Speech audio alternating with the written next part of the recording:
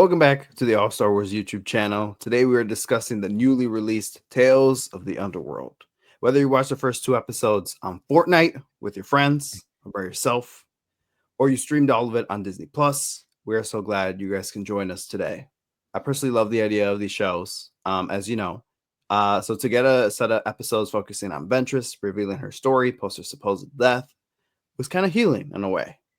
Then we have Cad Bane, who hasn't received any type of backstory until now. So we're ready to talk all about it, about all the mysteries and revelations revealed in this Tales of the Underworld show. So joining me tonight, as always, well, not as always, but as a frequent guest and my Andor co-host Parks from Artor. Parks, welcome onto the program. How are you? I'm great. Thanks for having me once again, Mike. I'm enjoying my stay here at this channel. Thank you so much. Thank you for being here. We appreciate you. And we couldn't do this show without the Ventress connoisseur, Austin Lipsky from Las Vegas, also known as Star Wars editor or the co-host on This is the Way Seekers. Welcome to the program, sir. Hello, thank you for having me. I didn't know I was a Ventress connoisseur, but you know what? If that's my role wrong in the co-host. podcast today, exactly wrong co-host. My co-host Scotty is a big fan of Ventress, but I'm glad to represent Ventress today on Scotty's behalf. So Awesome. And Okay. because I'm wearing a hat, I'll represent Cad Bane. No, I was representing Cad. You would represent Cad Bane, you little Look, fucking he's show. just cool. He's got a. What did you call me? Hang on. No, Wait, Mike. no, you no, gotta stop. We're gonna get into a Wild West showdown here if you don't. If we don't get into the actual discussion here. Yeah, no. Right. And for all intents and purposes, I'm Kobe, and Parks can be Nero. So we'll leave it at that. Sure. Mhm. All right. Well, on today's show, we're going to be talking about each episode and chat about some stuff that hit home for us or did not. And we're just going to break kind of everything down. So we're going to kind of do like a, like, oh my God, wait, we finally learned about this. We learned about that. Oh my God, we saw this. We're going to talk about those aspects, but then we're also it's going to be kind of an editorial, opinionated piece where we're going to give our thoughts and feelings on everything. So that's going to kind of, that's how it's going to go. But we're going to start off with the Cad Bane story first, because the way we set it up was these are a bit more, not that they're anything less than the Ventress episodes, but I felt like these are kind of great to talk about because you can kind of summarize them in a couple of sentences, and it takes you into a conversation there where the Ventress episodes, it's a little bit more like, as a Clone Wars fan, Star Wars fan, you want to stop and talk every little bit way. So I just want to have a smoother flow with these. So first episode, well, actually, I just want to go around the table here before we jump into a deep dive discussion. This is our third Tales of show. First one with Tales of the Jedi. I was at Anaheim when I think they had already announced it. Yeah, Tales, or it was like it was a rumor at that point. It was like a leaked logo. It was on the back of like a Lucasfilm holiday box. Yeah. So it was like Tales of the Jedi, and we were all like, "Oh my God, is this the next Star Wars show?" And well, yes and no.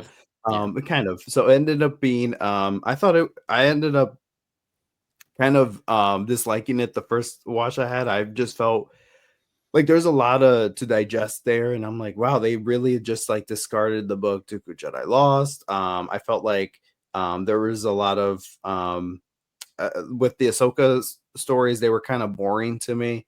It just felt like I'm like, damn, I really want something fresh up in here, and it just felt like I was craving a real deluxe burger, and then it felt like I ended up eating a cheeseburger from McDonald's, which, not to knock on the McDonald's burger because they can be fire, but it's like, when sometimes you want a juicy patty, and it's like I just ordered the regular burger at McDonald's. That's not what I got, right? It's not what I wanted.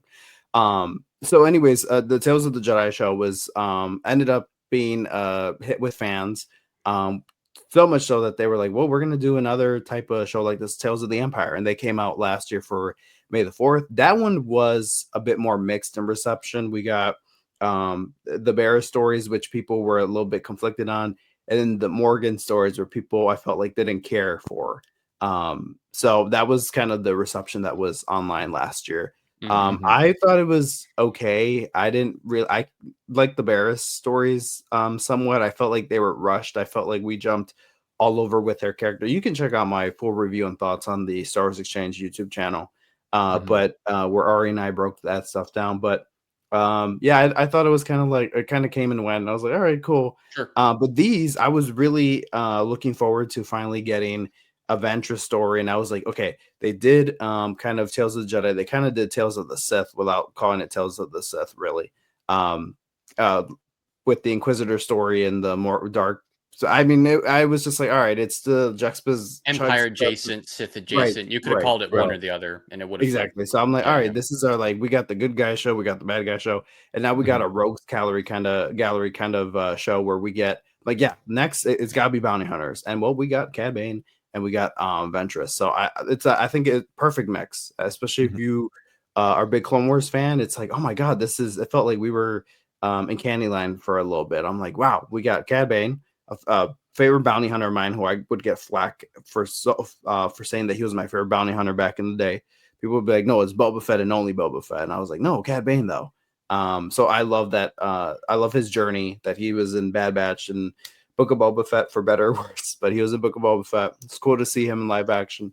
He was cool. And then Ventress, who we got, who we were supposed to get like 2 more arcs with her in the Clone Wars and see her ultimate demise. But then we ended up getting a book about it, Dark Disciple, which Austin and I have here. And then I think Parks has like a screenshot from the internet that he I have an audiobook. I don't know why you're making a deal out of this. I have the actual audiobook. I listened to it 5 years ago when the season 7 of the Clone Wars came out. But continue.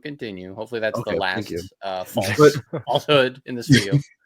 But then Ventress got to be in Bad Batch as well, and we find out that she lives, and that was a crazy reveal 2 years ago when she popped up in the season 3 trailer.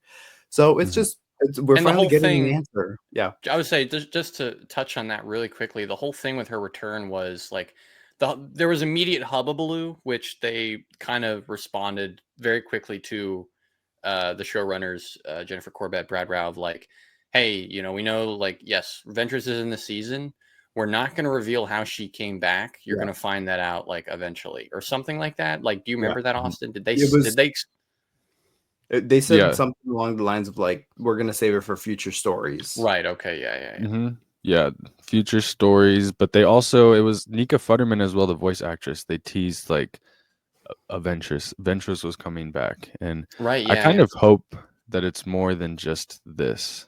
More than just the Ventress episodes here. And I think that, not to jump ahead, but I do think that the Ventress episodes here are setting up something more to continue with her character. Yeah. I don't know how much I love that. We've had 2 Ventress stories now post her return, and so far they've all been building towards something that we don't even know exists. Right. And so at this point they've had two chances to tell something different.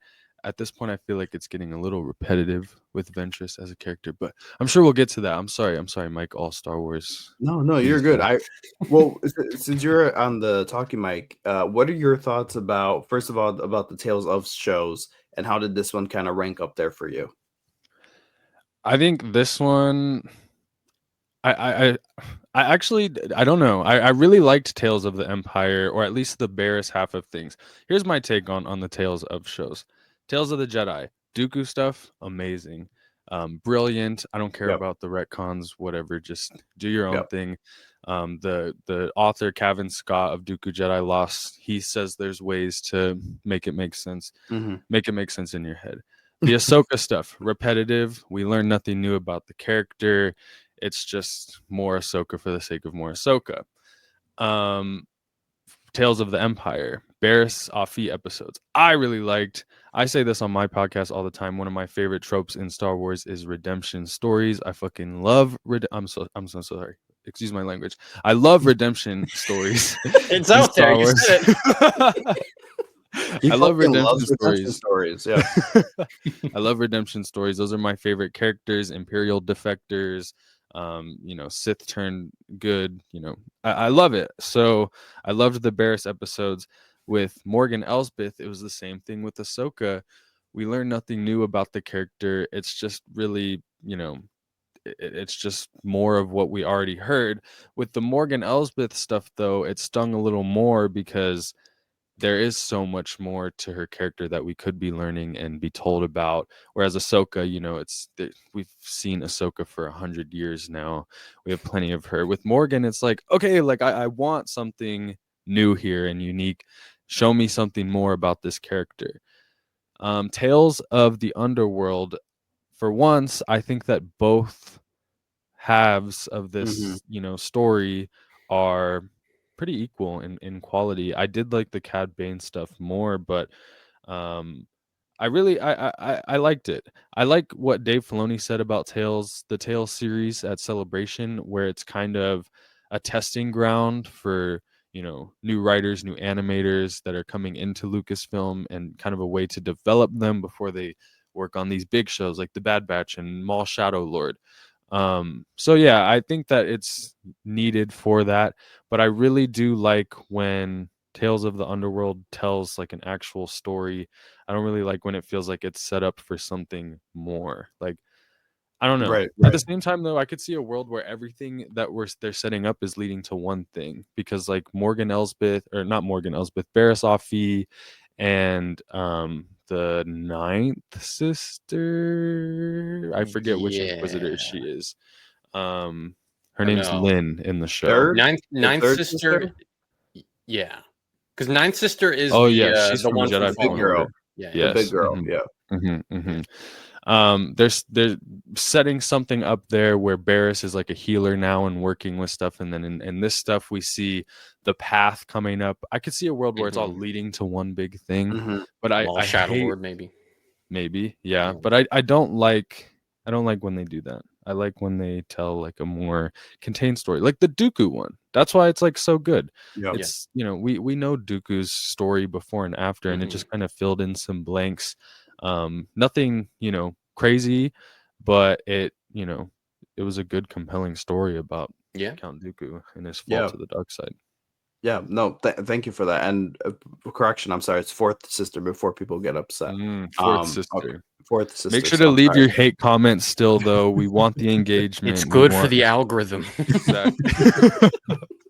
I don't, and Austin, I think you encapsulated everything perfectly. I don't want to sound like I'm a stickler for the books, for canon, but you fall in love with the way that, they told you, oh, the books, they're canon, and we have Right. a cohesive story and we have a cohesive vision, and you fall in love with that, and you fall in love with what Kevin Scott did with Dooku, and then they feel it's like, we're gonna do something else, Right. and it's like, oh, I was caught in a kind of a I was just pulled back a little bit where I was like, oh, all right, and then now I watched those Dooku episodes, and like you said, it was just a stroke of pure brilliance. So I watched those, and I'm like, wow, like it just, yeah, it's that much. It's like, do what you want, right? It's like you have your Right. stories in the books, you have your stories in animation, you have your stories in live Mhm. action. I'm just like, Yeah. continuity, schmonity. I don't care. Tell the better story. And somewhat, I think the visions. I'm sorry, visions. Tales of the Jedi. I think it provided a better Mhm. story, a better downfall for Dooku. Yeah. But with Maybe that being not There's as said, much with parts, there's Ahsoka, like the alternate version of the Ahsoka Inquisitor. That right. whole episode, I think, is maybe the most egregious sort Mhm.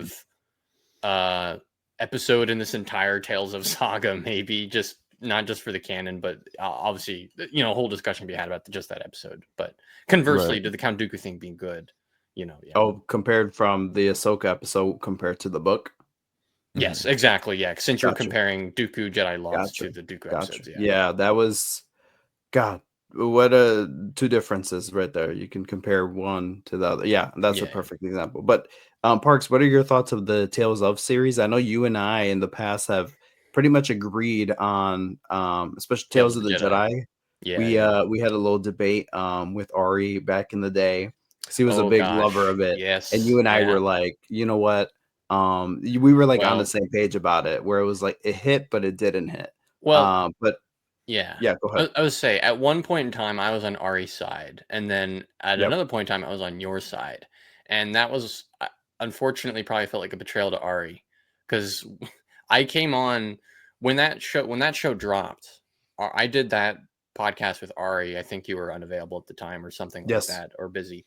And I was like, I'm high on the hype of watching it, very impressed. This is a new thing, this new condensed format for Star Wars animation. And I had a really great time with it. And so I was really high on that feeling. Only rewatching it months later, with my family, was I like, oh, the Dooku stuff is even better now, because I kind of know what's coming and like have anticipation for that and can just kind of revel in the details more.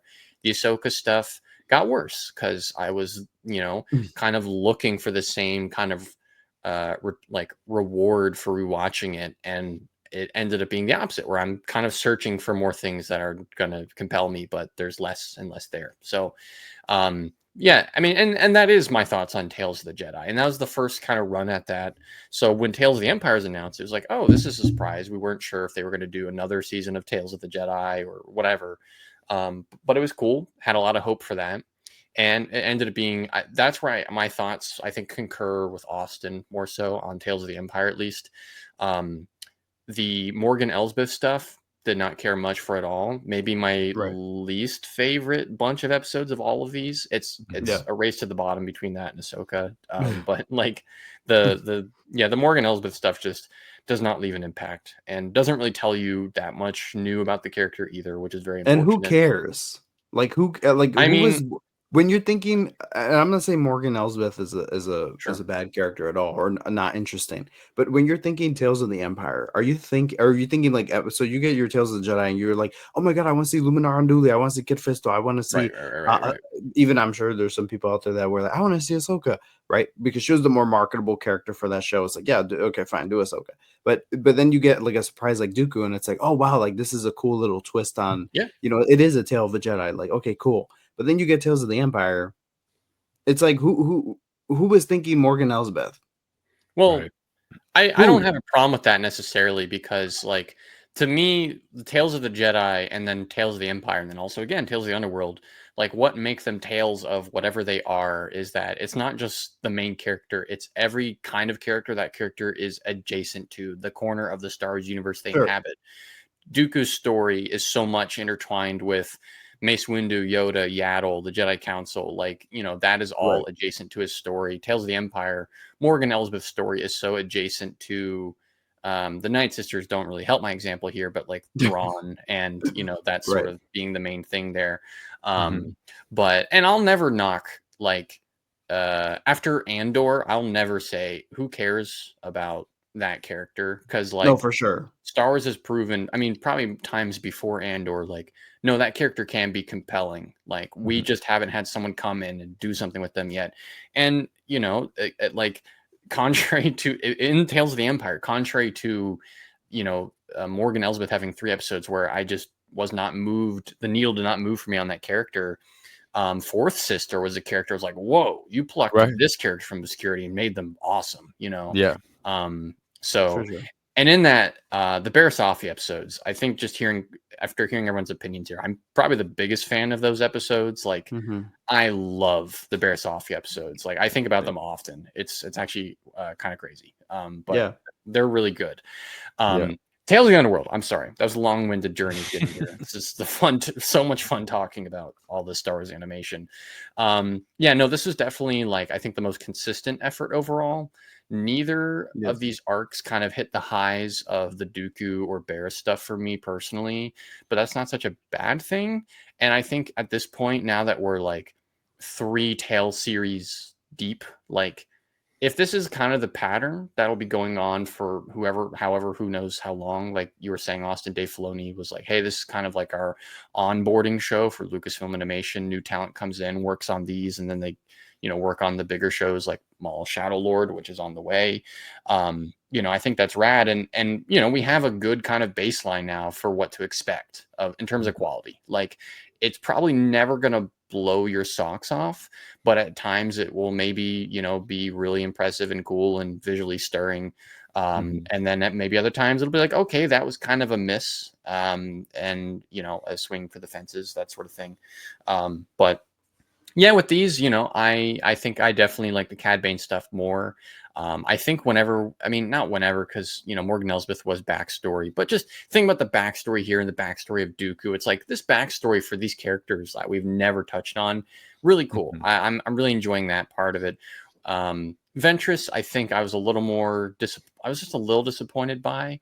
These are two characters I'm a huge fan of, and so I had kind of equal sort of hopes for both. But so I'm excited to dig deeper into them. But I think this was a solid watch overall.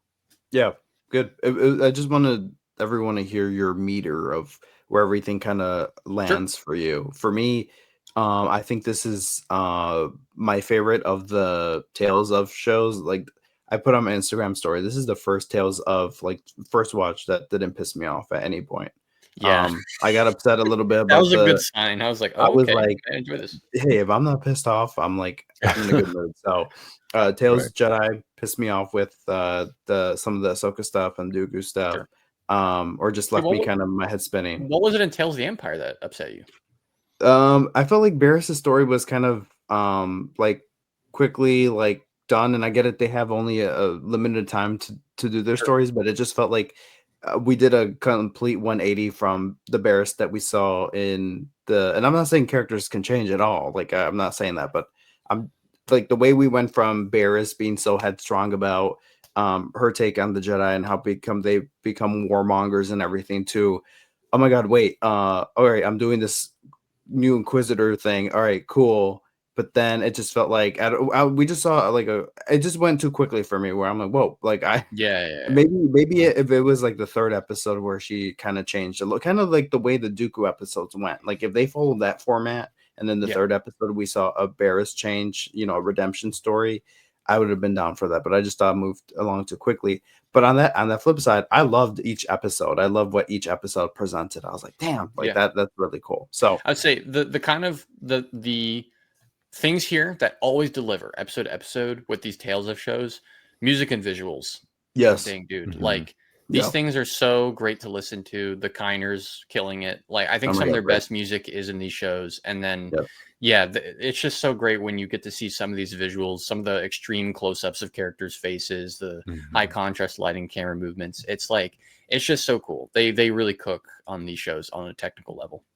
And it's funny because I kind of liken these to almost a period piece where it's not like that, but it just feels very centric, focused, and it feels like they're just telling a singular story about the character, where I'm like, oh my god, like if I was to compare this to something kind of up in that echelon, I'd probably be like, this is a period piece. But so the focus on Cad Bane and Ventress, like I thought was, like you said, there was nothing that knocked my socks off, but I was just like, maybe that's a good thing, right? Like as you said, and I feel like Lucasfilm, as Austin was saying, how Dave Filoni is getting writers and testing out their abilities here. It's also like I saw a lot of returning names like Saul Ruiz, Matt Mikovits. I saw another writer there, Nate Villanueva. I mean, it is like a lot of the creative team here.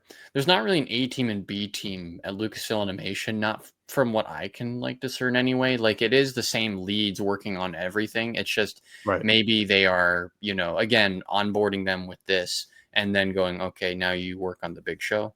So right.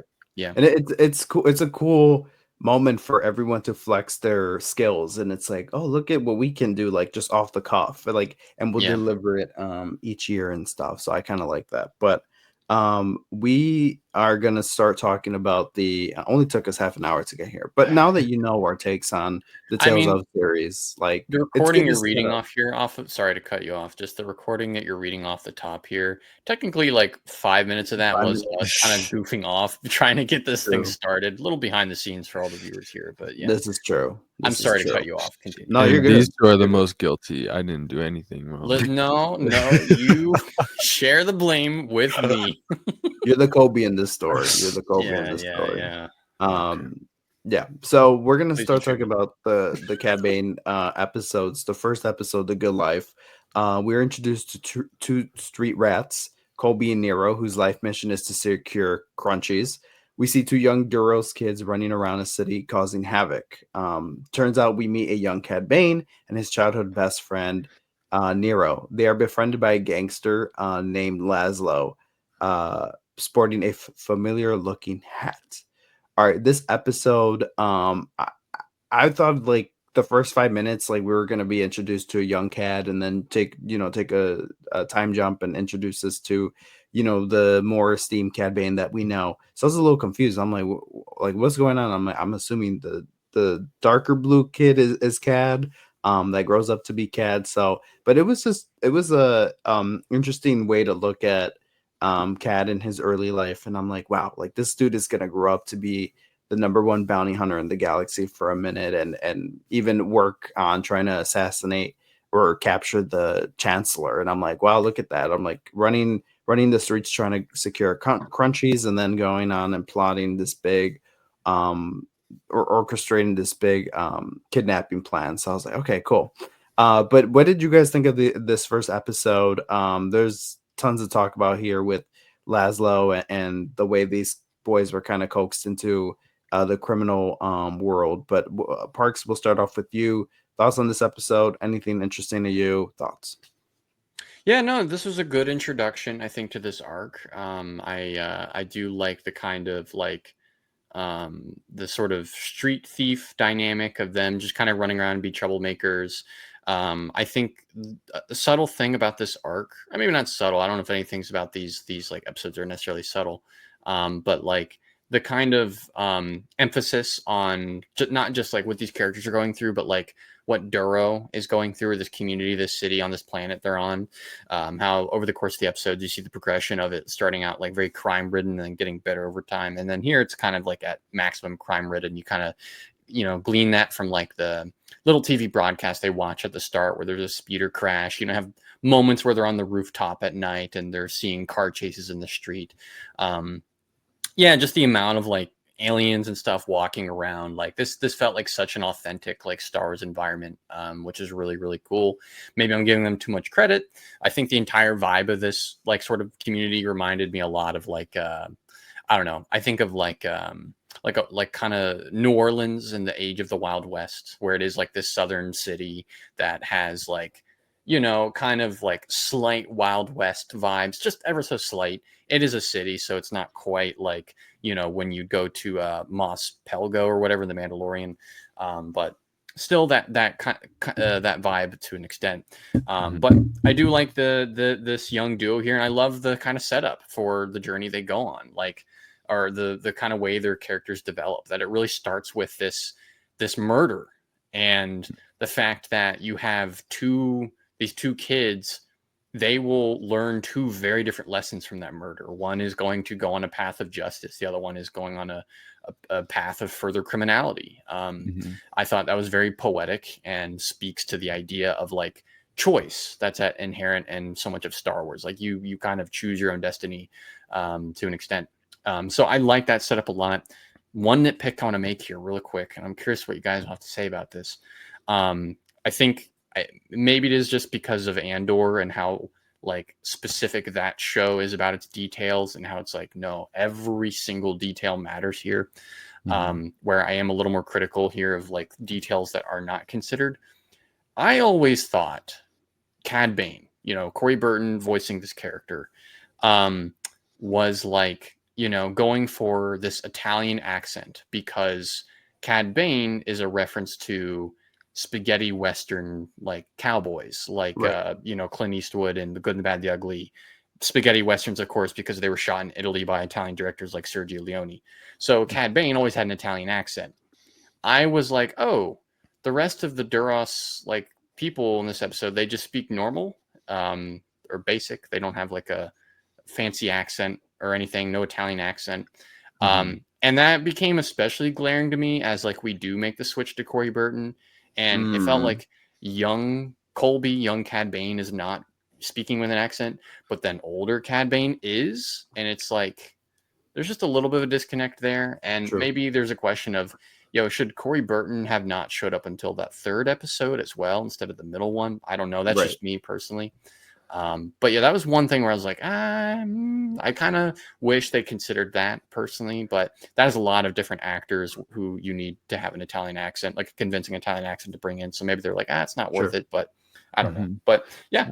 Well, does he stay on Duro after episode 1? I guess not. No. Because I kind of, because we see him return, I could see it being a case of like, they're trying to show, I don't know if they thought this far into it, but like trying to show that he's been separated from the Duro people. Picked up a different dialect. Exactly. He's doing something else now. But yeah, I did, it did feel off when like Corey Burton started voicing him, and then it was like there was almost, hey, I'm little Colby, I'm Cad Bane, right. Yeah, there was like 15 no transition. By the way. Yeah, there was absolutely no transition there, but no. I definitely I agree with your takes here, Parks. You bring up a good point with the choice and how these two kind of go on different paths. I think the tragedy here is that because of these two characters, the way the predicament that they're put in, the lifestyle that they are forced to live, it's kind of sad that both of them never even got the chance or the opportunity to live like a normal life. Yeah. Like Cad Bane, he's, fighting for or not fighting, but he knows a life of crime because, he clearly has like no parents around or anything. There's one line mentioned about it where they're like, do you ever miss your parents? And he's like, are you kidding me? Right. And I can't remember what he says, but basically just like, screw them, Right. And so it's like being forced to, partake in crime, stealing just so you can eat and sleep, it makes sense that Cad Bane would continue on to live this lifestyle of feeling like he has to live a life of crime in order to survive. Especially when he gets the opportunity to run away from the consequences of it at the end.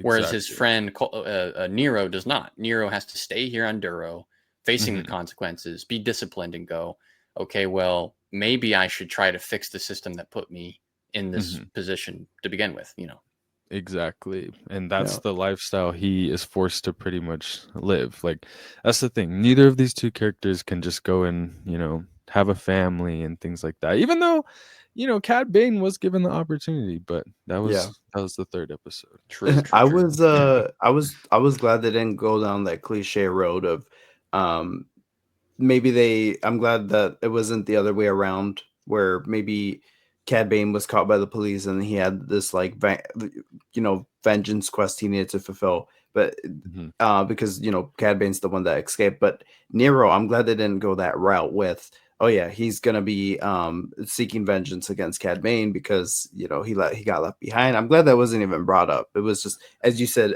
Parks. There was two paths here, and there was Nero who stood behind and was like, I'm gonna go down the path of law enforcement, and then Cad Bane who went down the criminal route. But so I like that contrast too, which kind of is, I like this kind of Tales of the Underworld kind of had that theme where Ventress, she also had kind of two options ahead of her, which we'll talk about later. But did you guys so first of all, Vanessa Marshall was in that newsreel, that violent newsreel at the beginning of the show, which I thought was a great setup for the background of Duro and kind of the environment that the boys are growing up in. But that was really cool to see at the start. And then that train looking like above ground railway. Did you guys that was very reminiscent of me of Chicago.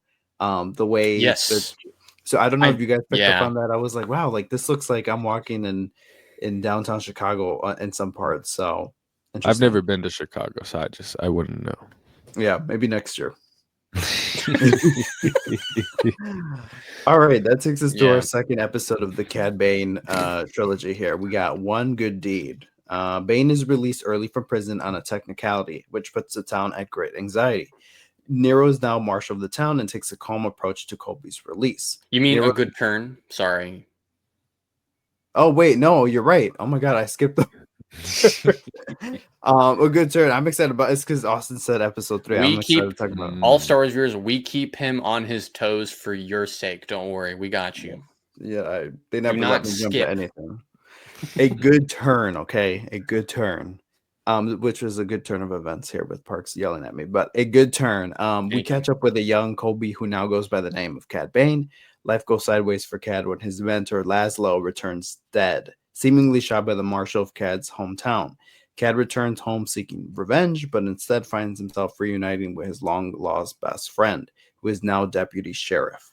Not backing down, Cad is apprehended when a shootout goes sour after he shoots the marshal, but his lover Aaron is shot. Cad teases his revenge after being taken away.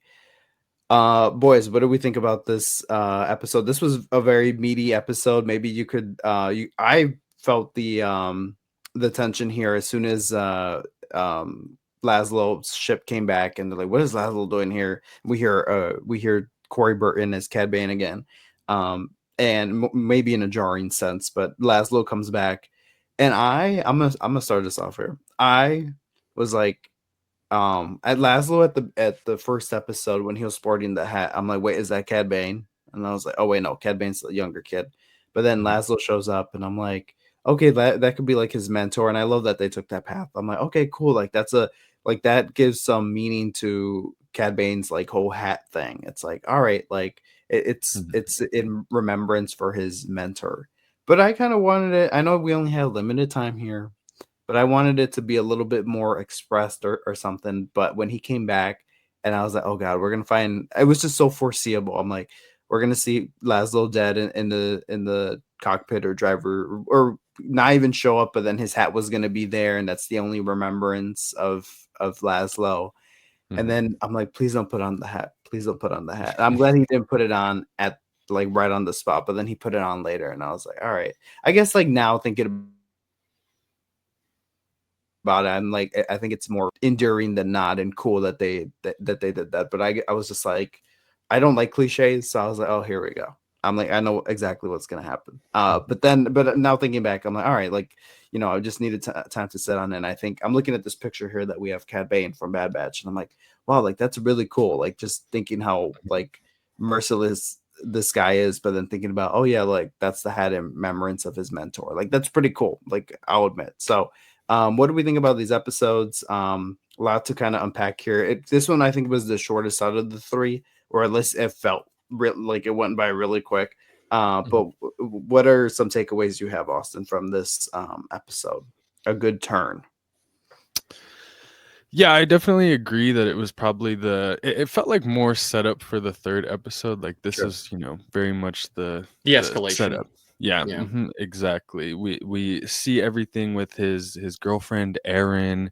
Also, I don't know if you noticed, I already felt from the trailer that there was going to be some sort of Cad Bane was in a relationship, and then this new Duros comes in and they're like fighting over a girl or something. I got that vibe from the trailer, and I picked up on the fact that she was like touching her stomach, like pretty much this entire episode. Oh, I didn't even notice that here. Oh, she's pregnant.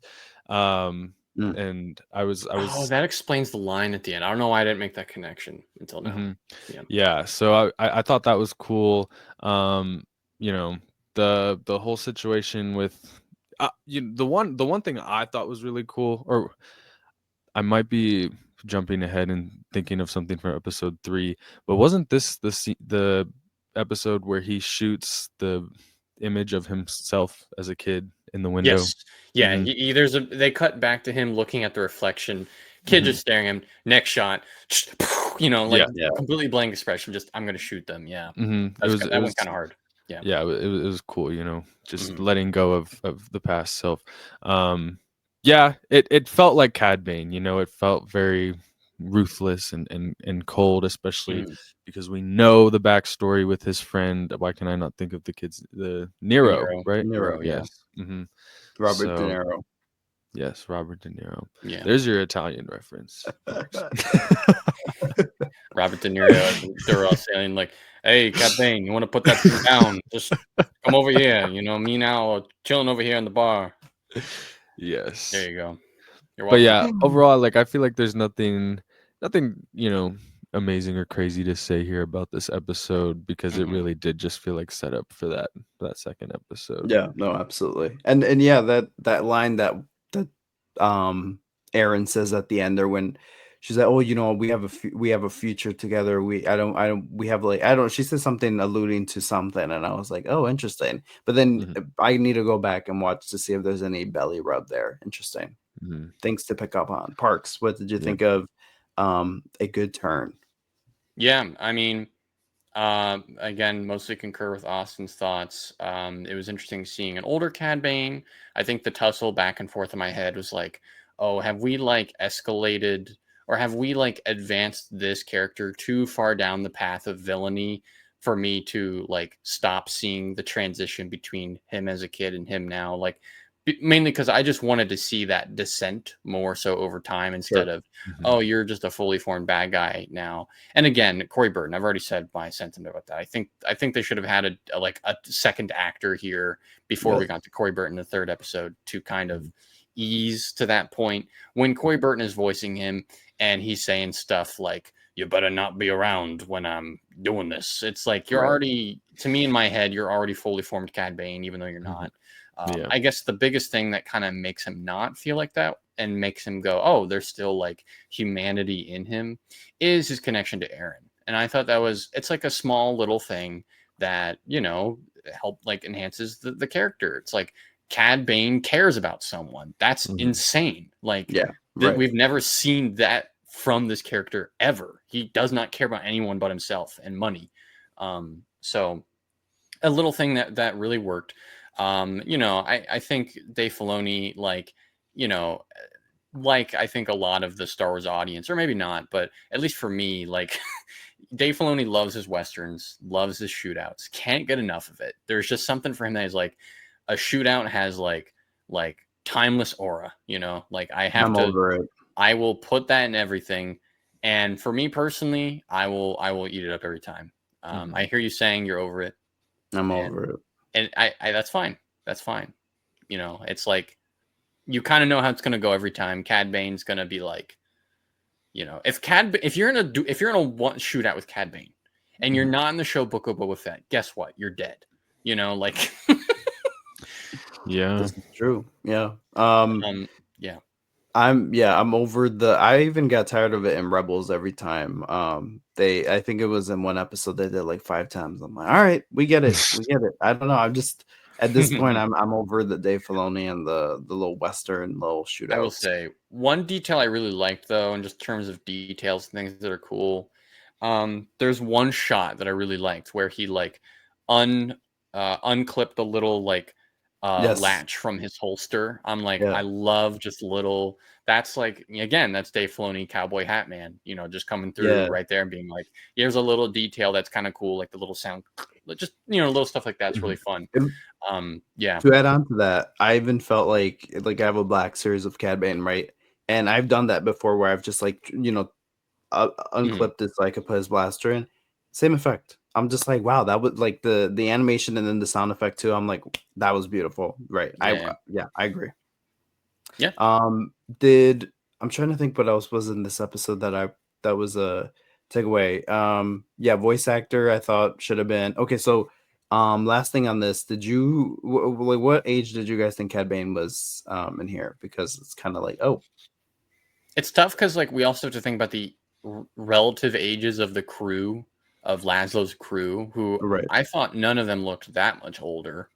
I think one guy looked older, like the human guy that I think we've seen his character model in Bad Batch like 20 times. That's one thing I love about these shows, that it almost feels at home a little bit because we see so many of the characters that they made for Clone Wars and Bad Batch. I don't know how many times we've seen the we didn't see them in here, I don't think. But we've always, ever since the Onderon arc in season 5 of Clone Wars, there's been this couple that has been in every single thing, and it's so funny. And every background since then, even it's just, and I love it. There's, you get so much time and so much money, you got to reuse all these models, but the amount of times I've seen some characters from Bad Batch, I'm like, oh my god, it's so funny. I'm like, wow, like I've seen them with Omega. I've seen them with Sid. I've seen them. I don't on some of the on Pabu. In season 3, so I'm just like, oh my god, I've seen a lot of these characters everywhere, but I love it. I'm just like, it feels at home. It feels. I guess in my mind, like Cad Bane is probably at least 10 years older, maybe more. So he's maybe like 18, 19, early 20s, especially if his friend is a deputy as well. I was gonna say that. Like, I think early 20s makes the most sense. Like, if it was just Cad Bane on his own, I'd probably think he was like 15. 15, honestly. right? Yeah. But because his friend is a deputy. Yeah, that's the conclusion I came to. I'm like, or definitely early 20s. Yeah, Aaron was with child as well, or pregnant, presumably. So I mean, that could happen at 15. You know, that is true. I just 16 and pregnant. Maybe they wanted it to be another show. Yeah. That would be crazy in a Star Wars animated show. That's why I'm like, I was thinking, I'm like, wait a minute, is he 15? And then I was like, maybe 17, and it still didn't make it a prettier picture. So I'm like, no, early 20s for sure. Wait, so that's pretty cool. But I'm like, Cad Bane has a kid, insane, which we'll talk more. But there's another. Oh, okay. Park's last point I want to make here. What you were saying about Cad Bane, that he cares about someone, is crazy. Yes, and I got echoes of Cad Bane in season 4 of Clone Wars, when you almost saw him taking like kind of a buddy relationship with Reiko Hardeen, who, you know, Obi-Wan or in disguise, where it was more about honor and respect, but there was also there's an underlining code where I'm like, oh wow, like I felt like Cad Bane grew to respect Reiko, and not so much that he cared about him, but it was just this thing about respect. But it was a new angle that we saw to Cad Bane thus far in the series.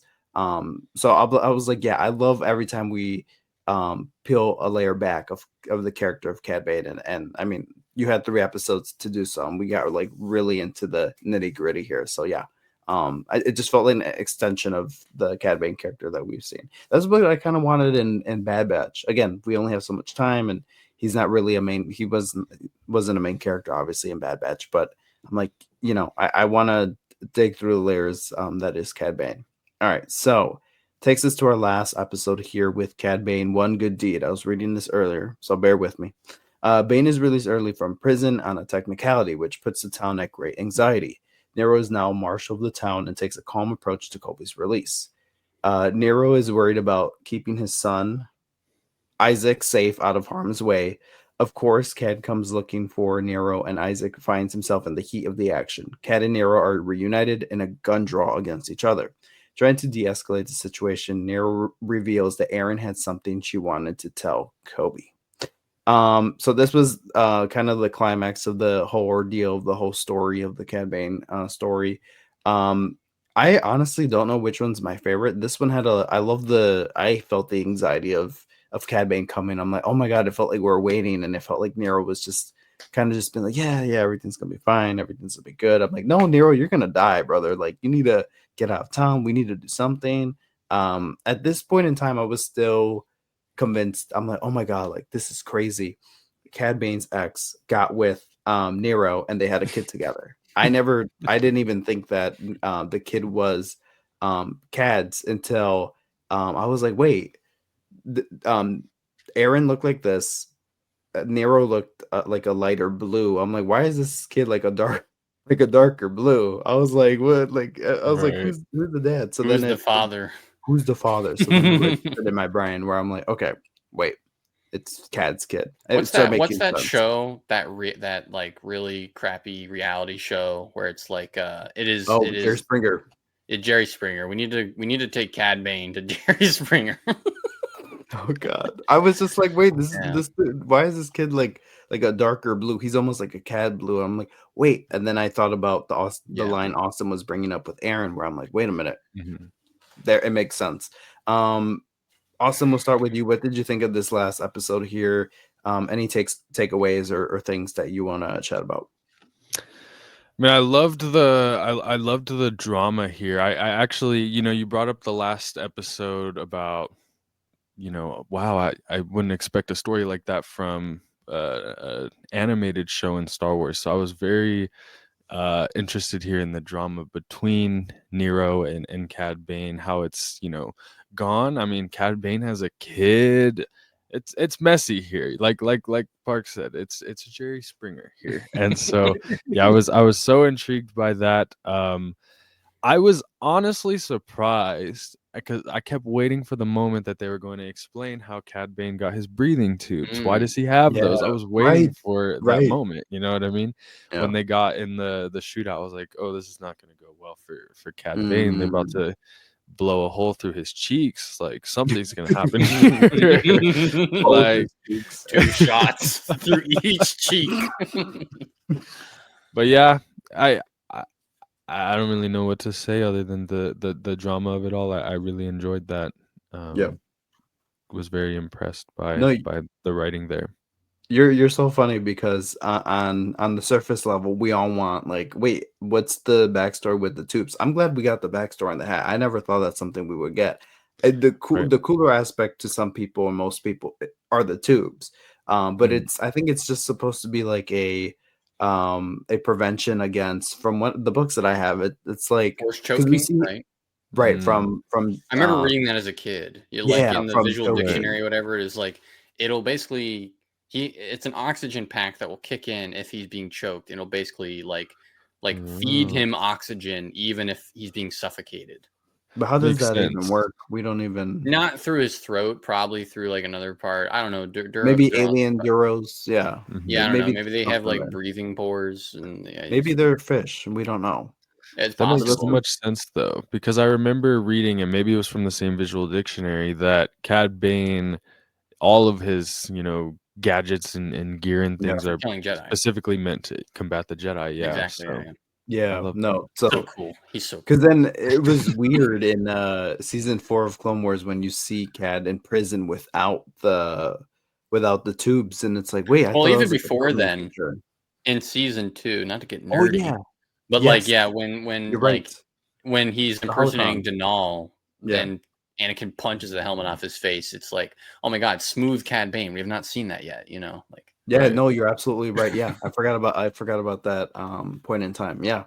Parks, what did you think of this the climax of the story here with Cad Bane? I thought it was great. I thought it was a strong finish for these episodes. It's kind of the end you knew was coming by the time of the second episode. It was like, okay, this is going to end with Cad Bane killing Nero.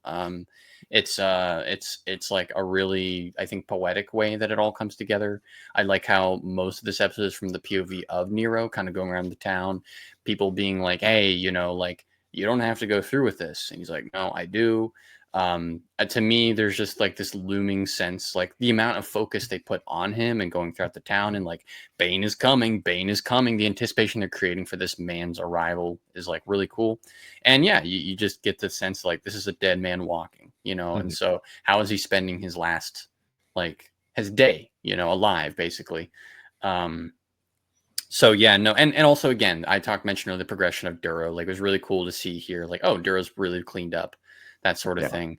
Of course, you know, I do love me a Star Wars tragedy, so I like, hey, the man who's probably responsible for like this kind of order and sort of peace that Duro's experiencing is now dead. You know, so it is, you know, very sad, and obviously, like, man, you know, Cad Bane literally shoots this guy in front of his kid as well. And I love that moment right at the end when he's like, you can kind of see when it clicks in Bane's head, and he's like, oh, and then he's like, nope, sorry, not my responsibility, and walks away. Is already started walking away, and it's like, god damn, like what a son of a bitch Cad Bane is, you know. Right. And once you're willing to walk away from something like that, I think that's when it really seals the deal of like, okay, yeah, this is Cad Bane, like as we know him now, you know, where he is like heartless, essentially, you know. I think he was also trying to get out there quickly as possible before he was served any sort of child support papers or anything like that. True. He's like, shit, I saw a report about this on what was an Andor last week? It was a Good Morning Coruscant. He's like, oh yeah. Oh, shit. Fucking Jerry Springer, they had someone mention this, and oh shit, I can't be part of this. I gotta get out of here. God, that's so funny. And the kid was like, true homie. Like I wouldn't want you to have to go through that either. He's like, I'll just figure it out. I'll just be a street rat. Do we start the tagline of "Dead Beat Dead" for Cad Bane, or? I mean, he is. Well, he was dead and beaten after Book of Boba Fett. Oh, yeah. Was he though? We saw. And I guess with this, another thing with this. Sorry, not to interrupt the bit, but it kind of creates a new and fun parallel to Jango Fett now, because the whole thing with Cad Bane's like kind of importance to the bounty hunter lore of Star Wars was like after Jango Fett died, Cad Bane took his like spot in the sort of hierarchy of bounty hunters in the galaxy, at least until Boba Fett comes along, and so yeah, I not that I'm saying I want to see this young little Cad Bane kid, Isaac Bane, if you will, which does not kind of weird mix, but let's not call him that. Let's just keep calling him Isaac. Not that I want to see him kind of grow into prevalence or do anything, but I don't know. They've just landed on a very interesting story here with Cad Bane that I really enjoyed overall. So yeah, and I mean, I feel like this is a test tank to the Tales of shows. I feel like it's where they start. Lucasfilm gets to kind of stretch their legs out. And like, we want to tell something. We're having fun telling the Bad Batch, but we want to take a break, or the future Maul show.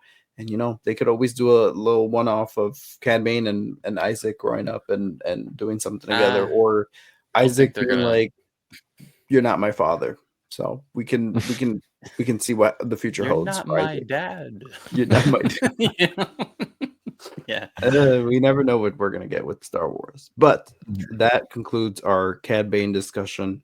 For now, I'm sure we'll recap some thoughts at the end there. But yeah, overall, very interesting 3 episodes. I was on the edge of my seat for this 3rd episode, and the last 2, it was just like kind of sit back and enjoy Cad Bane's story unfold. So very impressive storytelling. I was someone said that these shows don't have any soul, and that's a little harsh. I couldn't disagree more. I feel like you feel the heart. To me, this feels like a love letter to us from the animation team. I mean, it's not. I'd say it's not Andor in terms of like everyone working on this cared as much as possible, because if they did, they'd give all the Duros people Italian accents. But that aside, it's just a different flavor, like or even just like. I don't. Anyway, sorry. Continue. But one critique I have that maybe we could jump in at the end there, but I want Star Wars animation shows, because I feel like Star Wars Visions came in and like almost like radicalized or revolutionized the way we think about Star Wars animation a bit. It was like, oh my god, wait, like it almost was like, y'all, shit's getting stale, make it better. And I feel like Visions was that voice of like, oh my god, like we got to make fresher stories. Like we can't just make shows for like 9 seasons on and expect people to just be as enthusiastic as they were the first couple seasons, or we might even, right. It's like, it evolves, and you gotta evolve with your storytelling or your animation. And for me, Bad Batch, oh god, season 2, there are some points where I felt so stale in there. And I'm like, I just wanted out of that it felt like we were locked in a room for a little bit. Like when we got to I love the Gunji episode, but there's some episodes around that I'm like, oh my god, it just felt like we were stale. And I was like, I'm tired of this Clone Wars animation. But I just want Star Wars animated shows to be more animated again. I feel like lately what we've gotten with the Clone Wars animation and the Maul show apparently is very inspired by even Japanese animation apparently, with some of the fighting styles, which I'm like, great, like just make it more animated. I feel like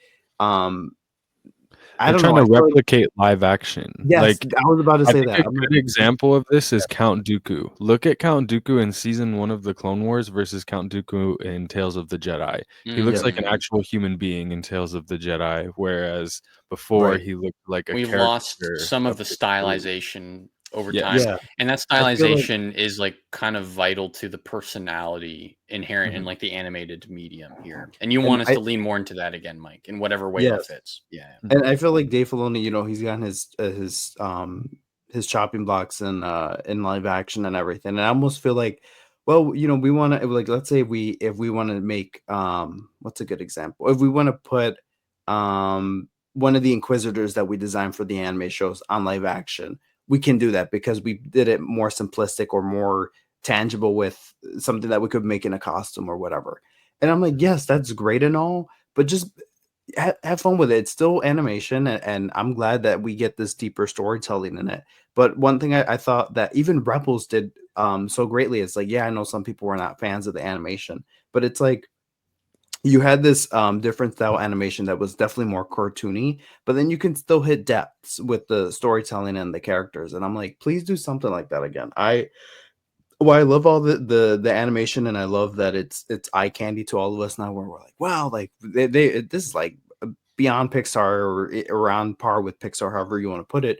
But I feel like, as Austin was saying, it just feels like it's more realistic to they're trying to keep it realistic to the live action and all that. And I'm like, no, don't go in that direction. We get it. We have our live action for a reason, and we have our animation for a reason. I feel like two completely different things, and I feel like the bridge for between Star Wars animation and live action has never been more connected. And I feel like it's like, no, separate it. It's two different worlds here, two different worlds. It's That's just funny my take. too because we've obviously seen like the live action shows. They bring in a lot of elements from the animation, and you can see from like some of the assets how in these Tales series or even the Bad Batch, they're now trying to replicate the live action assets of things that have already been in animation. And it's because it's like this funny, Yeah. weird circle where it's like first it was animated and then they brought it to live action. And even though there's like a style language between Clone Wars animation and live action, for some reason the live action people don't really follow that and they just make the stylized Clone Wars into live action, like Oh God, Captain Rex. yeah. But then it's funny because then the animation then translates that live action back into animation, and it's like this whole Well, Yep. weird, like thankfully, there's a few exceptions, and I yeah. say thankfully, thinking about the Grand Inquisitor's appearance in Tales of the Empire, where it's like that was Mhm. post Obi-Wan Kenobi, and it's thank Mhm. God you did not No. take, you did Yeah. not try to adapt the Inquisitor into Obi-Wan Mhm. Kenobi, because that guy, of all these kind of examples, feels the least like the kind of animated thing. But there's Yeah. definitely examples of that. Um, Even though it's not like it's probably one of the lighter versions of it. Like Saw Gerrera, even when you see him in Mhm. Bad Batch, it's like, all right, you're kind of doing a halfway Forrest Whitaker here. I can kind of see it happening. Mhm. When it's like, no, this is literally like only a year after we just saw him in Clone Wars. Let's just stick with Right. that. So I Yeah. get what you're saying. And Yeah. and the Inquisitor, like in Tales of the Empire, I almost feel like his head, because his head is kind of more elongated in Rebels, and I feel like they even shrunk it in Tales of the Mhm. Empire. And I was kind of like, I have to Ah, compare the pictures again, but I felt like there was yeah. I don't know, that was just maybe just because of the animation, or but I don't agree with that personally, but I you can get the disagree all you concern. want, Parks, but I'm gonna tell you something. It was It's your better podcast. look, but no. You can share what you want, but I'm just gonna say Okay, it was okay. better looking than the Obi-Wan show. Okay, that I stands agree. I without agree on even. that. No, I But agree on that. Yeah. yeah, I'm just my take is I just want these to be. I'm glad I compared these to period pieces of Boss, and I love how um narrative focused, how narrative driven these stories are, and it just feels like almost like a little character study that we get. Yeah. Like a little And biography. Yeah. little biography, and I'm grateful for that. But I'm like, don't forget to have fun with animation. Not everything has to be so serious and kind of like Yeah. just serious I storytelling. mean, Have fun with animation. yeah.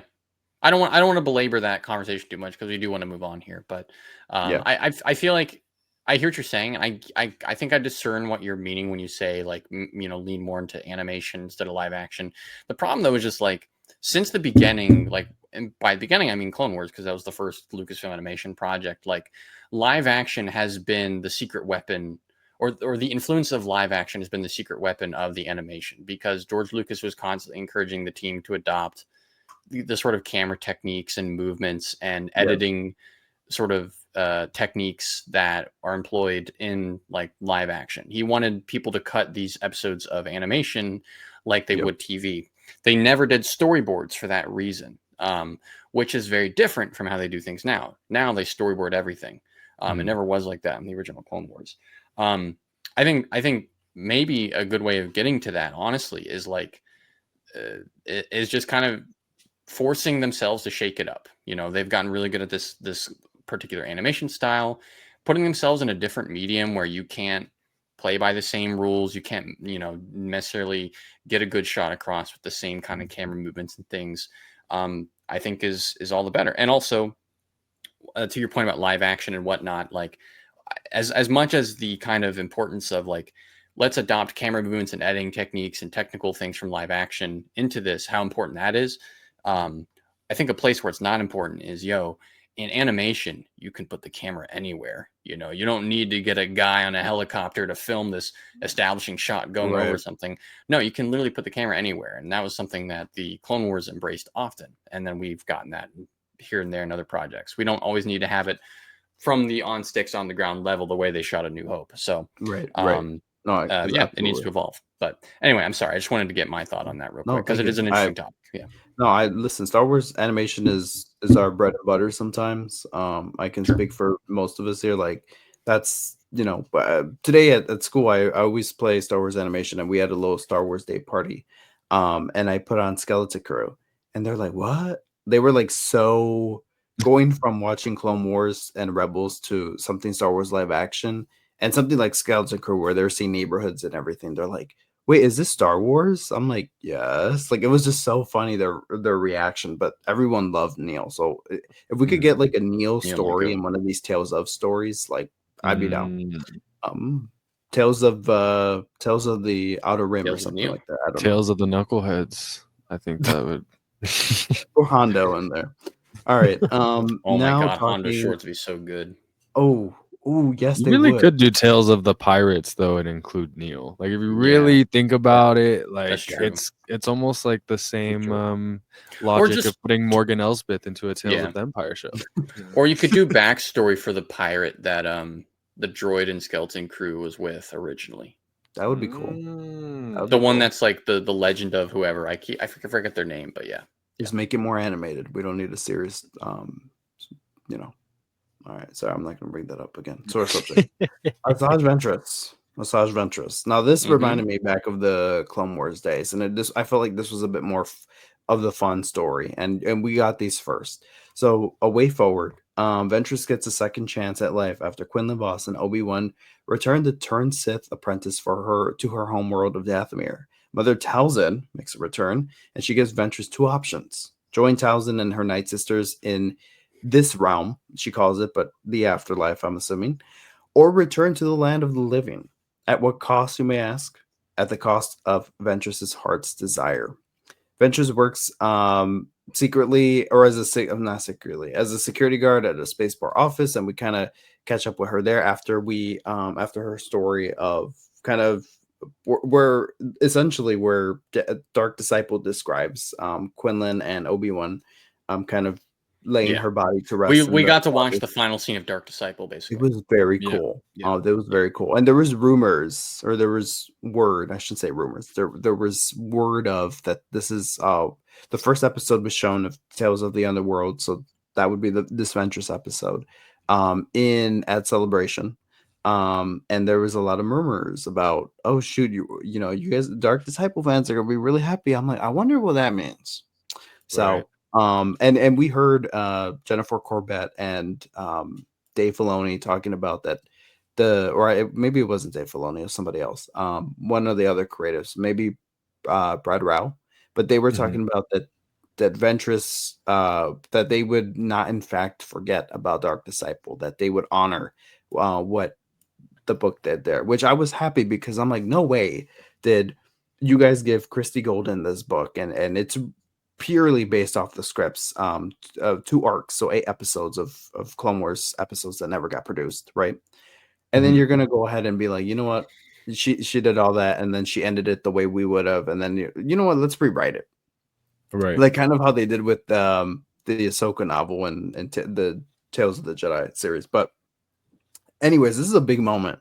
This is a big moment. Seeing, first of all, we get Obi-Wan back in Star Wars animation the way or like post or this is actually, I guess, his time before we see him in that last final arc of Clone Wars, timeline wise. But this is like the most like Revenge of the Sith Obi-Wan that I've seen. Like his clothes, his robes looked a little bit bigger. I don't know. Like he just looked really I don't know, he just looked really good. He looked like we were talking about that kind of that bridge between live action and animation, and this looked like, I was like, oh my god, is that Ewan? It looked really good. And then Quinlan Voss again, we see after who knows how long it's been since we've seen him, maybe since the at least 10 years. Yeah, it's since 2011, from the Hunt for Zero episode, the only Clone Wars episode we've seen him in.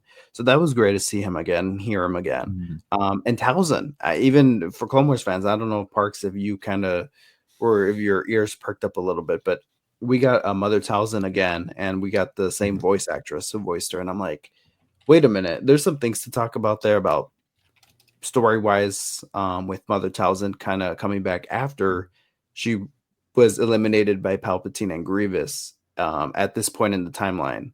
So I'm like, oh, does she just still live? Is she trapped in this, or is she now in the afterlife realm or something? I don't know. It's just cool discussion to have about Towson and what that means. But yeah, this was a really unique sequence.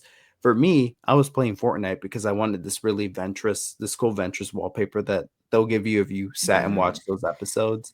But you need to be in this like game mode and watch the 2 episodes. Now you could just turn on your TV and walk away. But I'm like, no way in hell am I gonna watch these 2 episodes on Fortnite. I tried to, but then I was like, okay, you could go full screen mode. It's like you're watching on Disney Plus. But then there was people, you could hear blasters firing and people in the background doing stuff. I'm like, I thought I heard somebody doing like a Star Wars emote. I'm like, you know what? I'm not watching these episodes this way. So I ended up just kind of button smashing and playing. I even turned my speakers off, but I could not turn off subtitles, unfortunately.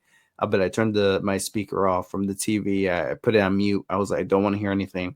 But I remember one image I saw. It was just the waters of Dathomir, and I'm like, oh, the word is true. The word is true. So, Parks, I'm gonna start off with you. This opening scene that we get with Ventress being laid to rest, and then subsequently coming right back just after she was laid. What are your thoughts as a lifelong Clone Wars fan, and we thought Ventress's story ended years and years ago, like more than a decade ago, and now getting a chance. Well, actually, no. When did Dark Disciple come out? 2015, so a decade ago, or 2014? One of those years. 15. So a decade ago, 2015. So literally 10 years after this novel came out.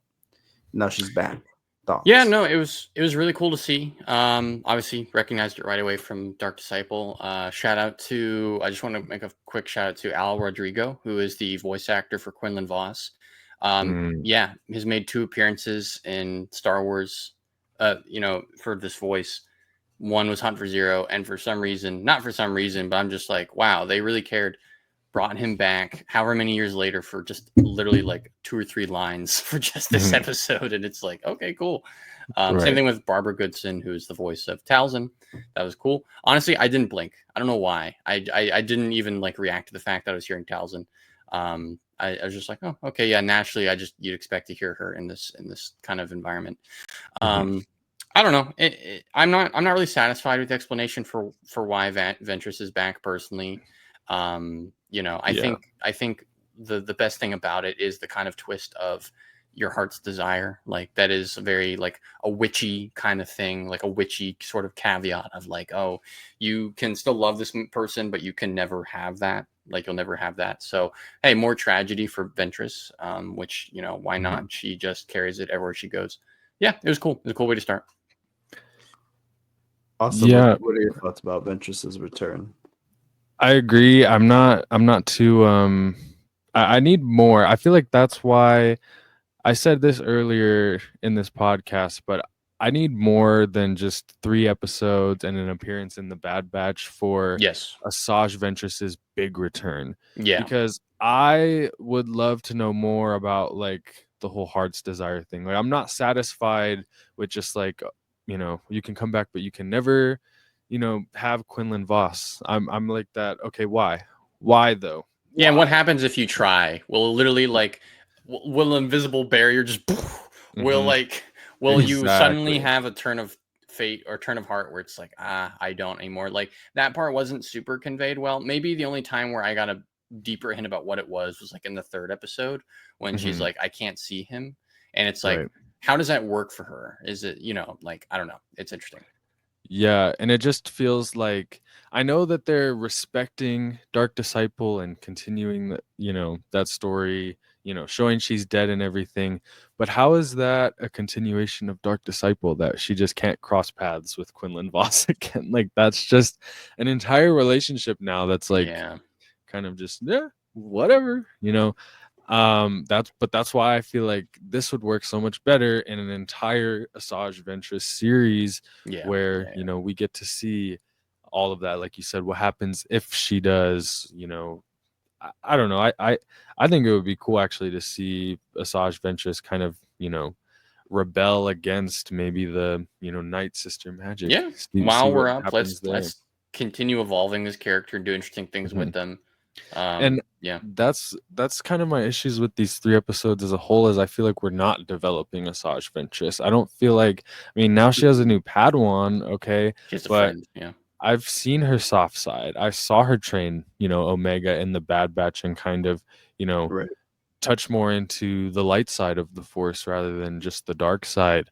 We get to see Asajj Ventress live a normal life and everything, but these are all things that it's very much like the Morgan Elsbeth episodes. Like I said, I already know these things. Now I want to see where we go from here. And, having her first 2 appearances after her big return just be set up for something else that we really don't even know if it's going to happen, because the next big flagship animated show is Maul Shadow Lord. So is it going to be in 2030 when we finally get the big Asajj Ventress project? And even then, it's like it's in a show that's focused on Maul, and it's like, do you really want the Ventress story served there? Not that it can't happen, because we were able to serve characters like Maul in Rebels, for instance, even though they were kind of had their own side thing. But I don't know, like it's not just that you're taking a character that's like, hey, whatever happened to them, and finishing the story. No, we're going, oh no, that wasn't the end for this character, let's bring him back, which is already a controversial thing. And so far between this and Bad Batch, I'm like, you haven't really justified having her back, other than you just really like Ventress, which is, I guess, fair. And Nika Futterman, I love her performance as Ventress. It's just so cool hearing her. But I don't know.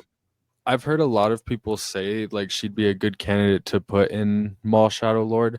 I don't disagree, but I think that it's weird because obviously Maul's the main character, so he's like going to be the protagonist basically of this story, and anybody that he is against him is going to be framed as, an antagonist, even if that doesn't necessarily mean, I'm sure they're not going to come in here and say, oh, Maul is correct, he's morally correct and everything. But no, is that the right, is that a good next step for Ventress, putting her in the antagonist role again? I don't know. Yeah.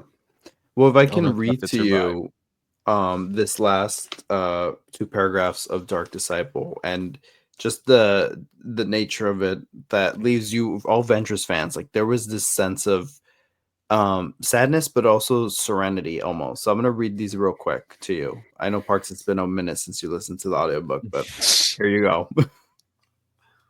You don't, Parks. You don't look interested. That I'm gonna read these last two paragraphs. Mike, it's also been a minute since I've slept. I just want to say that too while we're recording. All right, I'll read the last paragraph. I'll read the last paragraph. Yes, thank you. He looks so sad.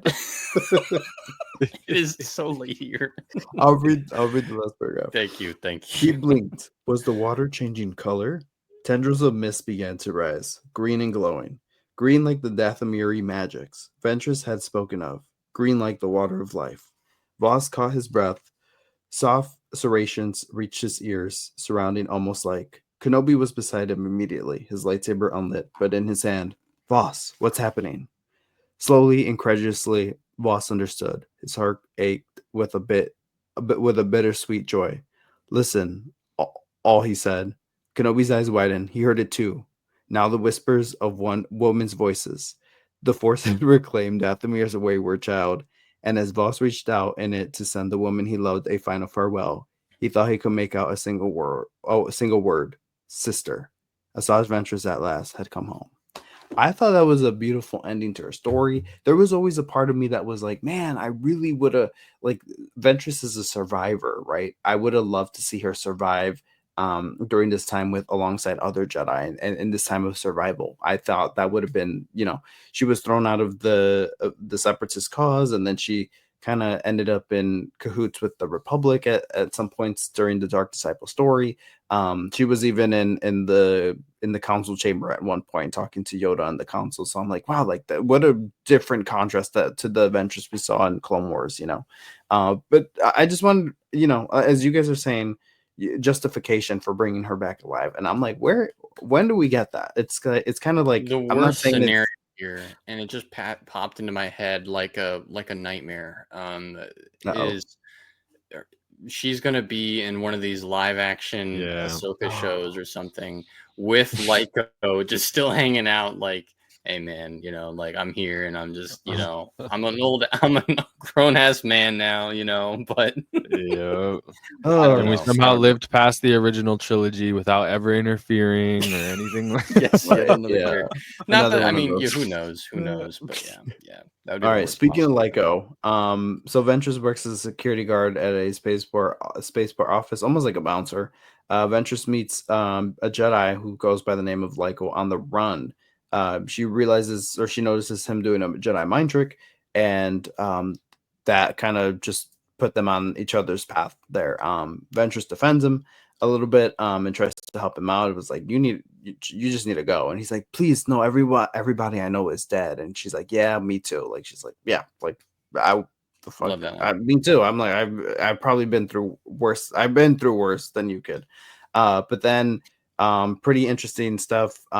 They journey after stormtroopers come in, which I'm assuming this story takes place after her appearance in Bad Batch, because we don't have these type of troopers in Bad Batch yet. I think that's fair to say. Yeah, I think Lyco's not with her, so yeah, true. Yeah, no, absolutely. So I'm assuming this. I think it's safe to say that these stories, these episodes take place after her appearance in Bad Batch. So I'm almost like, oh, interesting. What happens before Bad Batch? I really want to know. But yeah, then Lyco mentions the path that is rumored to be run by Quinlan Voss, and she's like, oh my god, I gotta help this kid. I need to maybe be put on that path there too. So what was your well, actually, let's just talk about the rest of the episode. Yeah, we get the Inquisitor an appearance there. I don't know, some other Inquisitor to throw up in the data bank, and Ventress and him have this really cool duel. I was like, wow, that was really neat. Again, don't be afraid to be cartoony. I thought that the action sequence was great, and then he was subsequently killed by Lyco, which was I knew the Inquisitor was gonna eat it, but I didn't know who was gonna eat it by Lyco. That was actually pretty cool.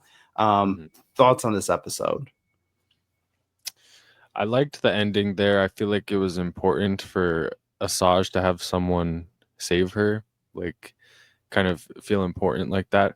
Also, I felt like the whole beginning with Lyco and finding Ventress, it felt like that one Jedi played by Benny Safdie in Kenobi. Oh, right. Yeah. Like, it felt the same. And I also had the same complaint as Kenobi, where it's like, okay, you're going to show these Jedi that lived, but they're like really dumb, and they're like going out of the way basically to like they make it so easy to find them basically, Yeah. that it's like, okay, how did they live this long? How did Lyco, get to the point of even finding Ventress if Yeah. he's so goddamn stupid? But I Very liked cool. it. I do feel like the Padawan deal after Order 66 is kind of overdone now at this point, Yeah. but I'm For sure. interested to see where it goes. I think it's interesting for Ventress to have a Padawan, but I mean, I wish it was Omega. They already set this up. That's my thing. I'm like, okay, realistically, if you wanted Ventress to have a Padawan, and that's the only takeaway from these 3 episodes, Hmm. you could have just had Omega in the end of Bad Batch go with Ventress, and then Sure. bam. We could skip this, and Yes, actually exactly. on an adventure, Yeah. Yeah, Parks, what were your thoughts about the rest of the episode? Yeah, I mean, it's I think the Inquisitor fight was really cool. I like the design of this new Inquisitor alien. I like how over time we've really played around with the evolution of kind of the Inquisitors. Like when we met them in Rebels, they had kind of like military uniforms, and that kind of held through on like Fallen Order and Jedi Survivor. But over time, like with the Inquisitor in Tales of the Jedi and the Marok, and then this one, like we've kind of gotten really like medieval knight, like Dark Souls enemy kind of design with them, which is really cool. Really fun. Obviously, love the callback to Ventress using the dual sabers, kind of a hype moment. Blue and yellow, really cool combo, especially with the double impale Yeah. there. The blue and the yellow was really cool. And yeah, I love that moment at the end where it's like, oh, we know who Ventress is, but when she puts it this plainly, you realize, oh, like a Jedi is not going to be fly with this. And obviously, that sets up the kind of thematic the themes of the next 2 episodes, which is about kind of like difficult friendship, that sort of thing. But I'll be honest, Lyco, I don't really like this character. He's not that he's annoying, he's just kind of like forgettable, I guess, and Yeah, just sure. not really. I was not enjoying the dynamic between him and Ventress that much. It's kind of like Ventress is stuck with this slightly annoying kid. I just said he wasn't that annoying, but he's just like, it's like Austin said, he's kind of dumb, and in a slightly endearing way, mind you, and he's capable for sure. But just I don't know, it just wasn't a fun dynamic between him and Ventress. Sure. I needed someone who wasn't like I needed someone who was just as mean as Ventress as I think, and to be that towards her. I don't know. Just there's other dynamics that I think would have been Sure. more interesting. So Sure. didn't love that too much personally. But yeah, it was a good way to kick this off. Cool. All right. Well, that takes us to our second episode, Friends. On the run with Lyco, who Parks isn't a fan of, Ventress is determined to get information about the path in Quinlan Falls. Ventress visits some familiar faces. We get Lots Razi and Heisinger. Oh, Lots cuts a my deal goats. with Ventress. Ventress and Lyco will aid in retrieving an Imperial Shield relay unit. I was like, great, more technology verbiage to add into our Star Wars. But the technology verbiage, though, the big orb, is that Yeah. not one of the 2 things that goes on a Star Destroyer? Like you picture a Star Destroyer. There's like the 2 orbs that kind of Right. sit on the bridge. Isn't that what that it was? That's what I thought it was. Okay, yeah. Just being sure. I thought it was cool. Yeah, no, I thought that was, but weren't they stealing the data pad inside? Like They were. That's where it's a little blurry. It's like, so you're not stealing the whole thing. You're just stealing the data pad to the thing on the inside. But anyway, it doesn't matter. We're getting too granular. But yeah. Sorry. But yeah, it was lifelong Clone Wars fan here, right? Lots Razi and Heisinger we're supposed to get more of. Heisinger was supposed to be even in the Star Wars Underworld game, so it's pretty cool that he pops up in the show called Tales of the Underworld. But Heisinger was supposed to appear in that game, and I think in the live action show too, or something. But maybe I'm just crossing my information there. But Lots Razi we were gonna get more of her in Clone Wars, which we got more of her in Dark Disciple, but we're gonna get more of her, and I was really excited for that. So we didn't get that, unfortunately. But we did get more of her here, and she's back after a decade. I'm gonna keep saying that after a decade, these people are back. We're seeing some more stuff. It was the same thing with Barasafi last year. It's like, oh, we haven't seen this character after in forever, a decade, literally. So I'm like, every year we're just gonna keep saying that after a decade they're back. So Pretty crazy. So yeah, Last Razi and Heisinger, that was the highlight for me. Not sure that I liked the turnout with her and Ventress. I felt like they had at the end of Clone Wars, they had I really liked them as a pair. I think I would have liked to see this arc more of, or these 3 episodes of more of Ventress and Lots together, maybe than Ventress and this kid. I think that would have been a good pairing. But I liked I don't know. I just thought that was a weird.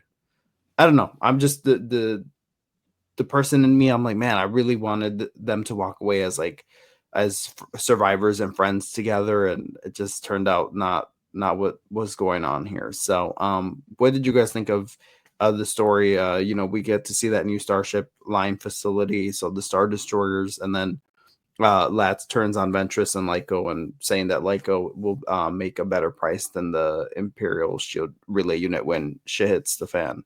What are our thoughts here?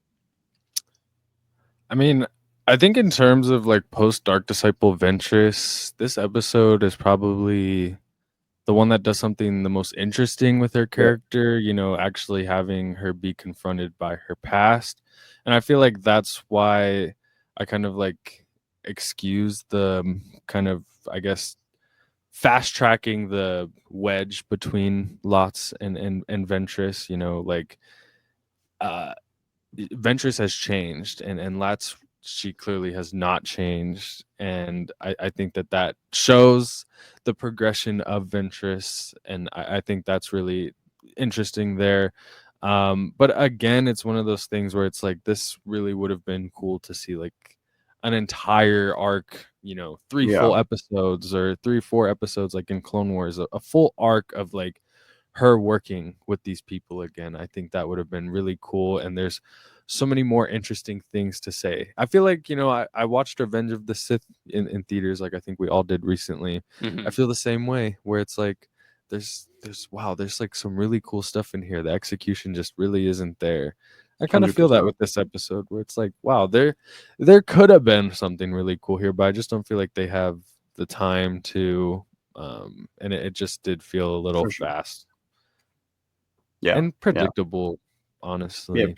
Yeah, definitely. I hate when they set, because the contrast to the Cad Bane story, you really don't know where it's gonna go. And even though you've seen the stuff in trailers, it's like, okay, it could go various points, but I felt like each it was I felt like each story was a setup towards the next, but it was like a smooth, easy sailing kind of story, and kind of just easy breeze kind of easy story, but like there's a lot of substance there. Whereas to this, it's kind of like, oh, we're gonna get onto the path, and that's all we're gonna. It was reminiscent of the Mandalorian story of like, oh, we'll exchange a deed for you for some intel or whatever, and it's like we're gonna get to our destination, and I'm with our so overall goal, done. Yeah, right. I'm so done with that.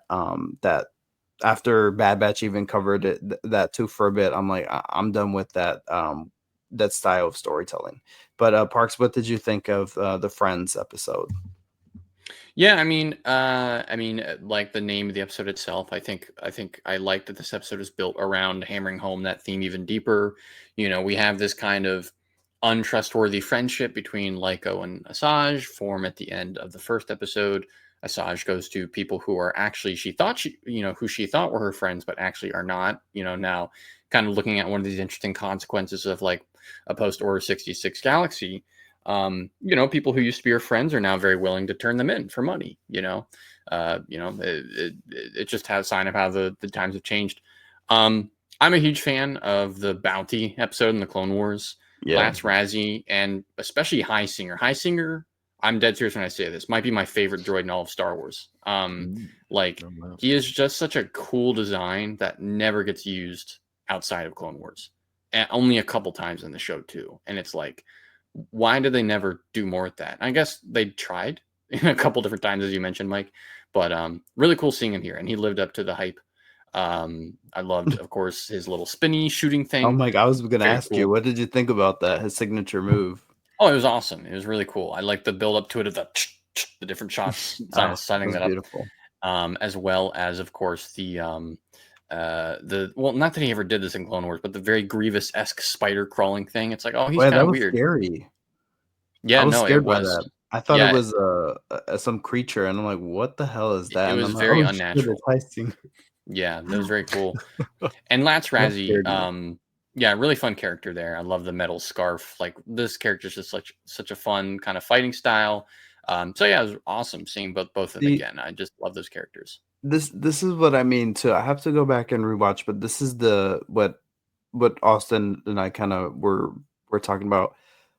Even in this, where I'm like, be animated, don't be scared like to be cartoony. I felt like when she was doing with her metal scarf, I felt like in Clone Wars it was definitely cartoony and it was like unrealistic. Here it felt like it was too realistic where I felt like it was limiting in what she was doing. I have to go back and The watch, but metal I was like, scarf is behaving more how it would if someone actually made that yes, and threw it out in real life yes, versus yeah, right. I get what you're saying. I was a little like jarred by that, where I'm like, wait, that's not what her scarf does. It can do more than that. So I was a Right. little taken aback a little bit. I have to go back again. Not trying to hate. I really like these episodes, and I'm a big fan of Mike is lots. clearly But trying to hate. I'm trying to Number hate one y'all. hater I'm right here. sorry. This tales of I think we're whatever is not converting him working. into a hater, because he seemed pretty high on the Ventress stuff early on. I think Right. Austin, you and I are changing his mind about it. Mm. And I don't even hate No, it. That's the crazy thing. I don't even hate it. So he's more of a hater than we are. no. And yeah, Heisinger was a plus in this. And he lived at the end, but he was cut down by Ventress, wasn't he? Yeah, Half of him. yeah, yeah. So, but yeah, great to see these two. I hope we see. It was just funny what Austin was saying about the old life and new life. Lots and Heisinger felt like they felt so out of place in fighting with the Imperials. They looked so out of place, almost in a funny way. Where I'm like, it definitely they felt like from a completely different show into this new era, and it was a great visual to see there with this like alien type girl bounty hunter, which is and colorful too, which is a big contrast to the Imperial Mhm. color scheme and what they represent, and then Heisinger or Droid too, just going at it with them. I thought it was a great visually. I thought it was great. Right. All right, so this takes us to our last episode. Unfortunately, or fortunately for Parks, because it's only going to get 3 a.m. time. One warrior to another. Now, you may be confusing that for a line that Maul says to Vizsla in Clone Wars, but one warrior to another. So we get a step closer to locating the path and Quinlan Voss. I remember the path was first introduced in the Obi-Wan Kenobi show.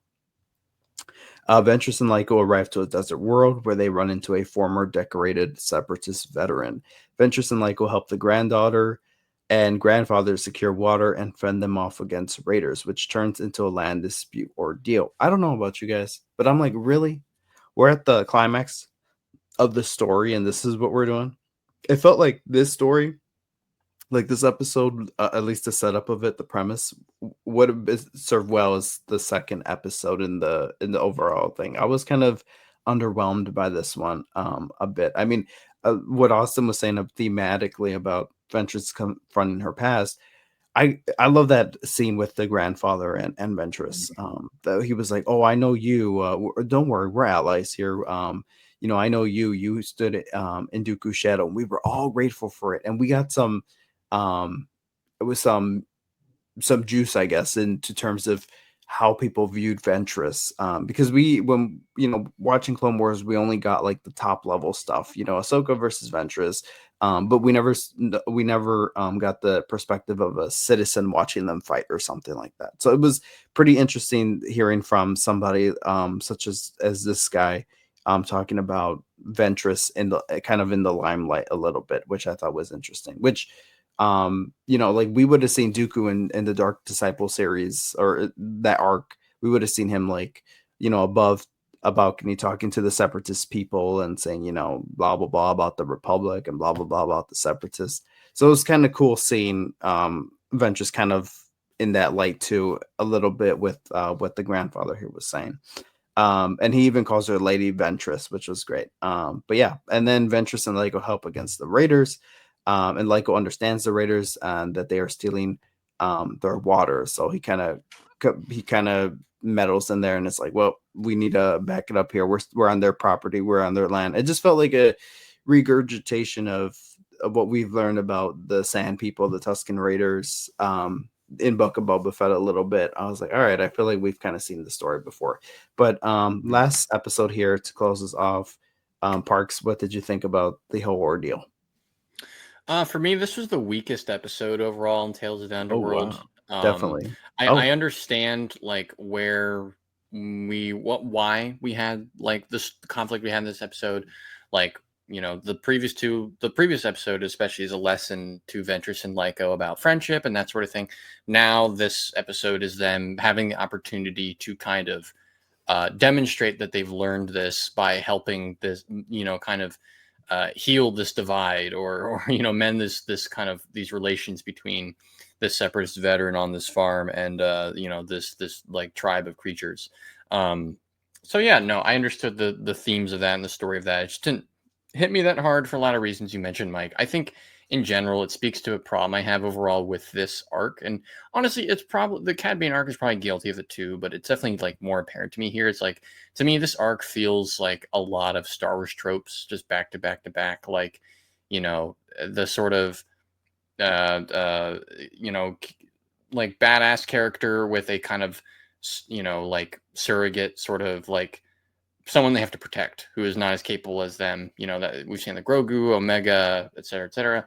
The sort of like the Book of Boba Fett thing you said with the big tribe at the end, and this sort of, I don't know, there's just a lot of things here that I was just like, this feels very familiar and played out to me, and I don't really care that much about it. I love the little design of the creature dudes. They were cool. I love the way the one guy spoke. Cool. He was like, and that was really fun. And I like the ending. I think it was a sweet ending for this to end the way it did. Don't really care that much about Lyco as a character, as I said, but I thought it was a nice ending for him to come back. It was like really sweet. And it was like, oh, cool. Like, and yeah, it makes me go, I am curious about what they do more with that relationship, but like, I don't walk out of this arc being invested in it that much. Just more so curious, and still, like, as Austin has kind of harped on so many times, like, really waiting to kind of see the justification for bringing Ventress back.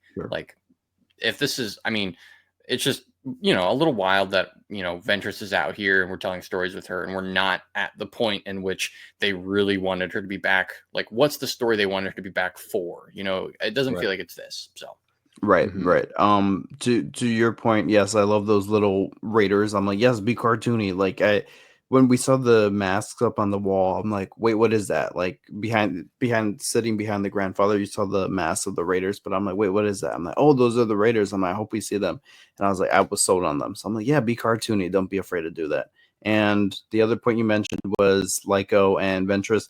I felt like for me, I really like the kind of almost the kinship they had, and I love when they were riding on the animal, and he was playing around with her with, oh, do you want to, here, come on, take a drink of my water, and she finally said yes, and there's nothing in it.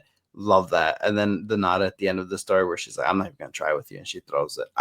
There was stuff like that I loved about the relationship, but there's definitely there's room to grow. There's gaps to fill a bit for me emotionally, but this was the most emotional of the three that I felt for Ventress, where I'm like, oh, like, I'm just, like you said, Parks, tragedy follows her, and I'm like, she just feels like she's growing a little bit, and just being like, you know what, it just felt almost reminiscent of that vibe that she puts off in Bounty, in the episode in Clone Wars, where she's like, I'm not that person anymore. Now I have a future, and it kind of just felt like her future is ahead of her, and she has a kind of a bright future, and she took that path alone, and she was ready to walk by herself. But then Lyco comes back, and I was like, oh, she's not alone this time. And it pulled at my heartstrings. And I think this is the most emotional I felt for Ventress, for the 3 episodes.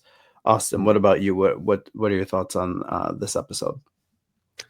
I was actually pretty surprised at the end when Lyco came back. I mean, I guess I shouldn't have been, because like, what else would she have taken from this series to continue her story? But I don't know. I for me, I actually think this might have been my favorite episode, just because of I feel like I said with the last episode, being confronted with her past, but this one was much more like challenging for Ventress, I feel like.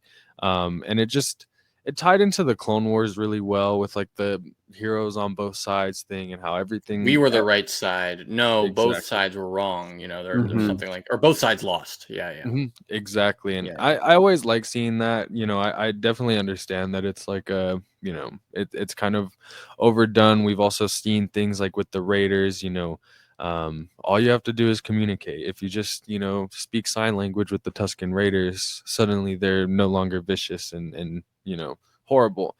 Um it's the same thing here, but I enjoyed it. I think this was my favorite of the Ventress episodes, to be Sure. honest. Um and yeah, Definitely. I'm interested to see where it goes with Lyco. I don't know. I definitely agree with what you said earlier, Parks, that I just don't find this character interesting. And I think a lot of that has to do with the fact that I just feel like we've seen this character before. Yeah. Like I feel like there's not much separating Yeah. him from, you know, even someone like Cal Kestis or like, Yeah. you Yeah. know, you know. Arguably Omega, like Mhm, a similar sort of like innocence, but even mhm, Omega, I think by the end, like grew into like a very capable mhm, character. Mind you, one that would probably never leave the batch completely, but mhm. it's like at that point, once you have two very similar characters existing in this era and they both interact with Ventress, Yeah. let's like reduce some redundancies here. Mhm. Little self-explanatory there, but you know, let's like just have one character instead of the two. You know, so Right. I almost love the theory of people saying that Lyco was Petro, or what if he was Petro from the Clone Wars, that youngling. And I'm like, oh, I mean, that would have picked up something left behind. I'm like, that would have been pretty cool. And I could see Petro playing that almost annoying character too. Because he was very sure. prideful in his episodes in Clone Wars, and I don't know, that Mhm. that could have been cool to see. I don't want to That's say now I the got like. second. Sorry. You What were you about to say, Austin? I was just say that's now the second time that Star Wars animation has brought back a character that looks like Pietro from the Youngling arc and has not been him. Because I know you remember this, Mike, back when the Bad Batch season 2 trailer came out and me and Oh. Darth Deacon were like, I'm telling you, Pietro's in the fucking trailer, Mike. What are you talking about? I was so confused. I'm like, what are they talking about? I don't even know who Turned out to ended. be some random street rat kid. Like Oh yeah, yeah, yeah, yeah. Oh my god, I Wonderful. remember that. But even throw it back to Kanan, people thought that Petro was Kanan back in the day. They could have okay. totally went that route. Just saying. Parks, what were you I gonna would say? I'm say sorry. it would have definitely been the more like curse you, Filoni, of it all, but also would have been more interesting. I think I really, really liked the theory people had early on that this kid was Balin Skull, like a young Balin Skull, Mm, and this Jedi on the run, confused, broken, you know, interacting with Mm, someone like Ventress, who is like, what box do I put you in? You're not a Sith, you're not a Jedi, you're just doing your own thing. Would have maybe been very formative for like a young Balin Skull to have him interact with Ventress. And I'm like, even if they don't stay together at the end of these shorts, it's like, oh, like you have impacted the fate and future of this one character that appears later on in Star Wars. Would that's he have pretty been cool. this young at this time? Probably not. I mean, I yeah, think he I was about mentions in Ahsoka being a general during the Clone Wars or something, so probably mhm, not necessarily. But just a fun thought I had where I was like, oh, I kind of Yeah. maybe also wanted this to be darker than it did. You know, Ventress experiences a lot of awful shit in her life. Maybe it was unfair of me to expect more awful stuff here, but yeah, I just wanted something darker, I guess, overall than what we got there. But yeah. Okay. Well, that takes us through our discussion, thankfully, for Parks, who's trying to get some sleep. Me too. I'm on 2 hours of sleep here. But Tales Yeah, of you're the insane. Underworld was, I think, a great entry into the Tales of Stairs, or just into the Star Wars universe. There's a lot to be said here. I felt like I was trying to say something in many ways in both sides of the story. Of Ventress and Cad Bane, and I'm like, yeah, like cool. Like as a Clone Wars fan, I feel satisfied. As a Star Wars fan, I feel satisfied. For some reason, I'm getting deja vu right now. I'm like, maybe it's because I'm on 2 hours of sleep, but I'm just getting the craziest deja vu. Like I'm like, I live in what I'm saying right now. I'm like, Austin was right there. We're talking about Cad Bane and Adventures. Parks was there with Arthur. Whatever. I blame it on 2 hours of sleep. Maybe I'm going through a Saul Guerrero thing. Maybe I've been inhaling too much Rhydonium, but Raido's my that's sister, and I love her. he forgot about Steel already. Breathe it in, boy. That's freedom. Sorry, Oh, continue. you Shout know out to what? Saul Guerrero. There, Yeah, Lyco reminded me a little bit about or of Willman. Willman and Lyco are kind of they're kind of similar. A little bit, Willman, Lyco, Petro. They're just how all in many that. other young Balin? Here's Kanan again. It's like that one kid from Bad Batch season 2. that one Jedi that was like Cal's like friend in the video game. We didn't actually see him, but I imagine Cal had another Padawan friend. Whatever. Yeah, that's good. We this is their own category. But what did you guys think of Tales of the Underworld? Let us know. For me, personally, I thought this was a great entry. I think this is my favorite entry of the Tales of series so far. Yeah, I had the least amount of gripes with it compared to the other ones. And the Duca story is fantastic, don't get me wrong, but just as I don't know, it was just kind of a toggle with me there. But now I go back and I'm like, this is cinema, right? This is cinema. I don't know about those first 2 episodes of. We'll have a different discussion on the Tales of show. Lastly, here, Austin Parks. I want to hear from you guys what you want to see next in the Tales of show. What? So we got the Jedi, we got kind of the dark side. What should be next? I was actually thinking about this in the middle of the show. I'm glad you asked this question. Honestly, I want to get really wacky with it. Do a Tales of Naboo. I'm so serious. 3 shorts about Jar Jar Binks, and then 3 shorts about Padme. Something to that effect, or like Padme in the years we didn't see her, maybe between Phantom Menace, Attack of the Clones, something like that. I think it'd be kind of cool. Bet. Okay. Austin? Not bad. Interesting. Putting me on the spot here. I mean, I think God, I feel like I've had ideas in the past. I mean, I think something like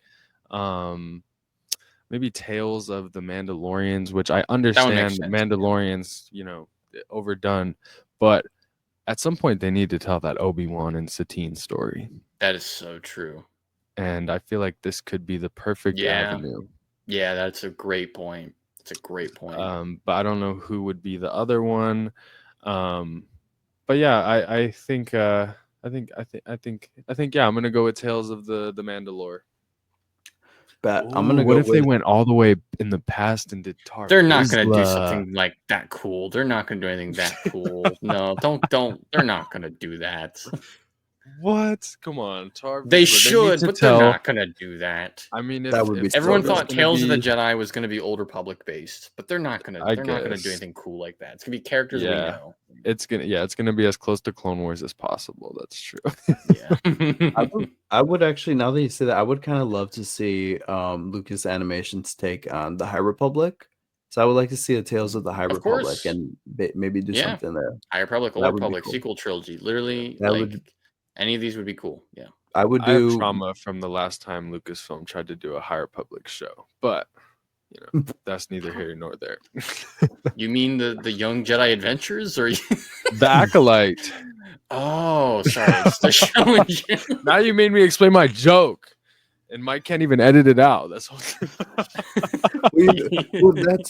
that's why we want to give Lucasfilm Animation the freedom to do something with the High Republic. My safe choice though is Tales of the Rebellion. The one they make next, I could see doing something with the sequels. But yeah, we don't know. I'm done with Ahsoka though. No more Ahsoka. I'm down for anything. Can you imagine?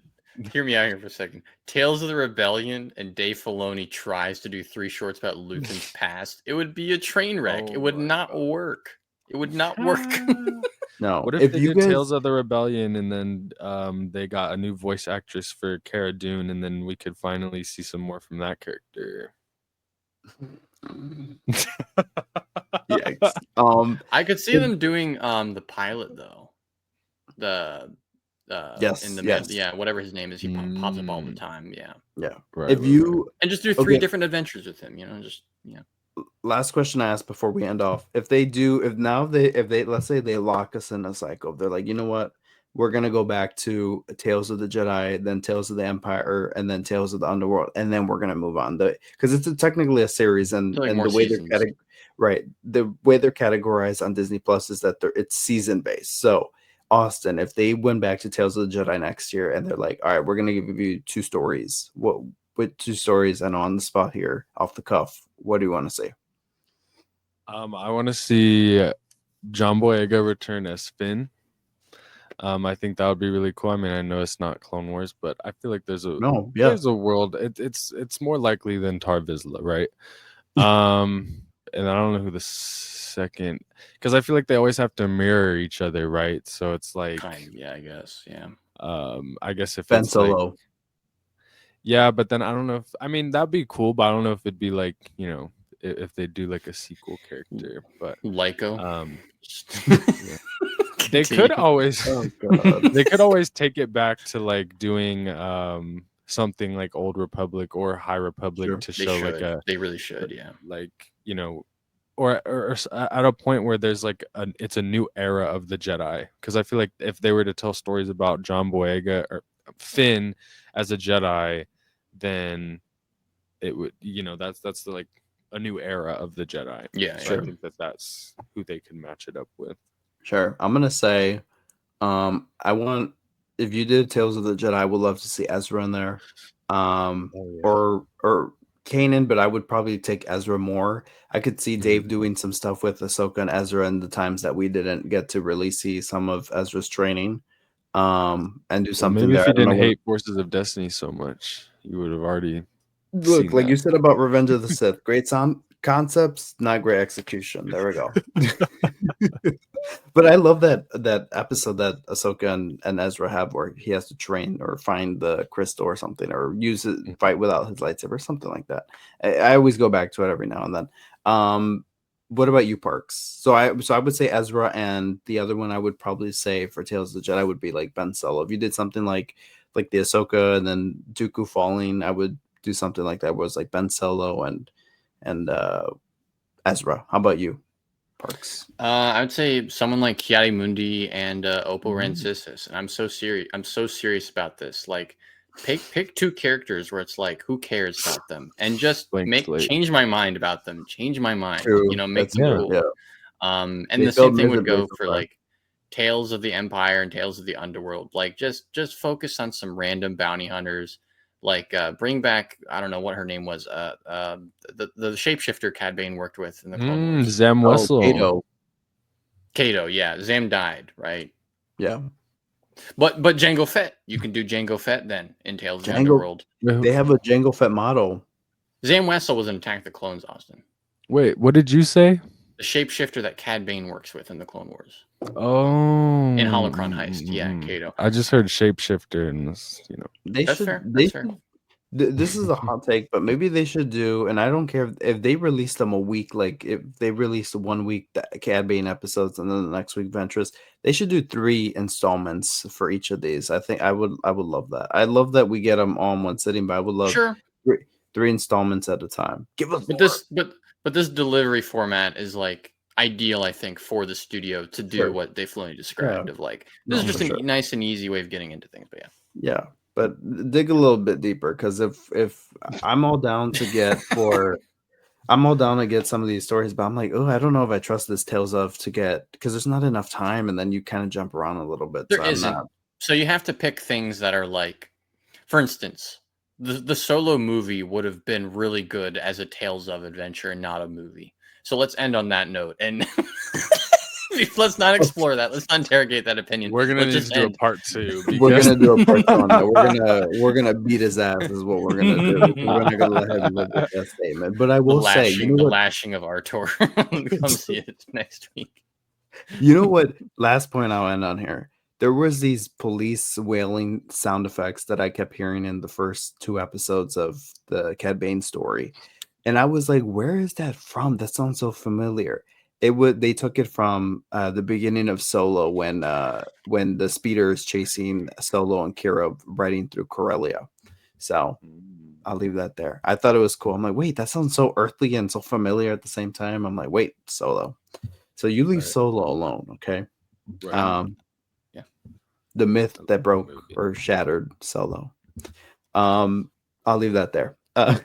Well, I want to thank these two gentlemen for joining me at such a darkly hour. Parks, first of all, where can the good people find you? They know you. They already know they can find you here on the channel every Tuesday or Wednesday, covering Andor. But besides that, where can people find you? You can find me at youtube.com / at Artor Presents. You can find me at Parks Herman on Blue Sky, Instagram, and on Twitch. Thank you so much. Thank you so much for being here. I love your opinions, and I know we don't agree on everything, and that's okay. That's what builds friendships. You're the what the hell is his name? You're the, you know what? I'm gonna leave it there. Don't push your luck, buddy. Yeah.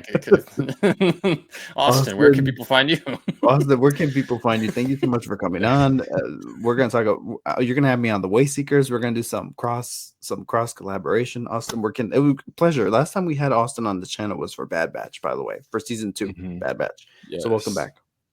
Thank you so much. Yeah, thank you for having me on. I feel like, me, Mike, we've podcasted for a long time, so this is always great to do. Besides under the scorching desert suns of Tatooine, you could find me on my podcast Way Seekers Pod, or This Is the Way Seekers. I do a YouTube show just like Mike does. So yeah, we may be rivals, but it's good to cross promote. One last thing, Parks, I say this every time that we do a podcast together, but you really need your own podcast, man. You're really fucking good at it. I know. Thank you. I'm hopefully things are happening. I don't want to tease anything definitive, but things might be happening, Austin. So yeah. Really?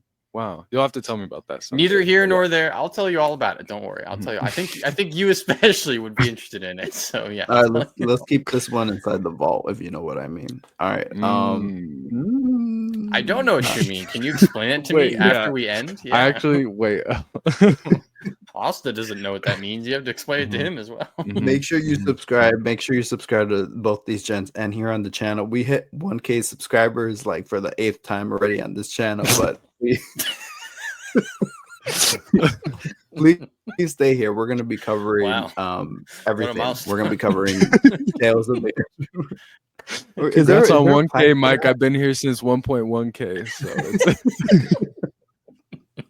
is there a plaque for that? It goes up and down, never forward though. It's like the boat is stuck at shore. Sorry. I want a plaque. Like, is there a plaque for hitting like 1K like 10 times? Like, dude, I wish I'd have 92 of them right now. If so. Anyways, I'm Mike. Anyway. That's Austin. That's Parks. Until next time, may the force be with you. Niamos.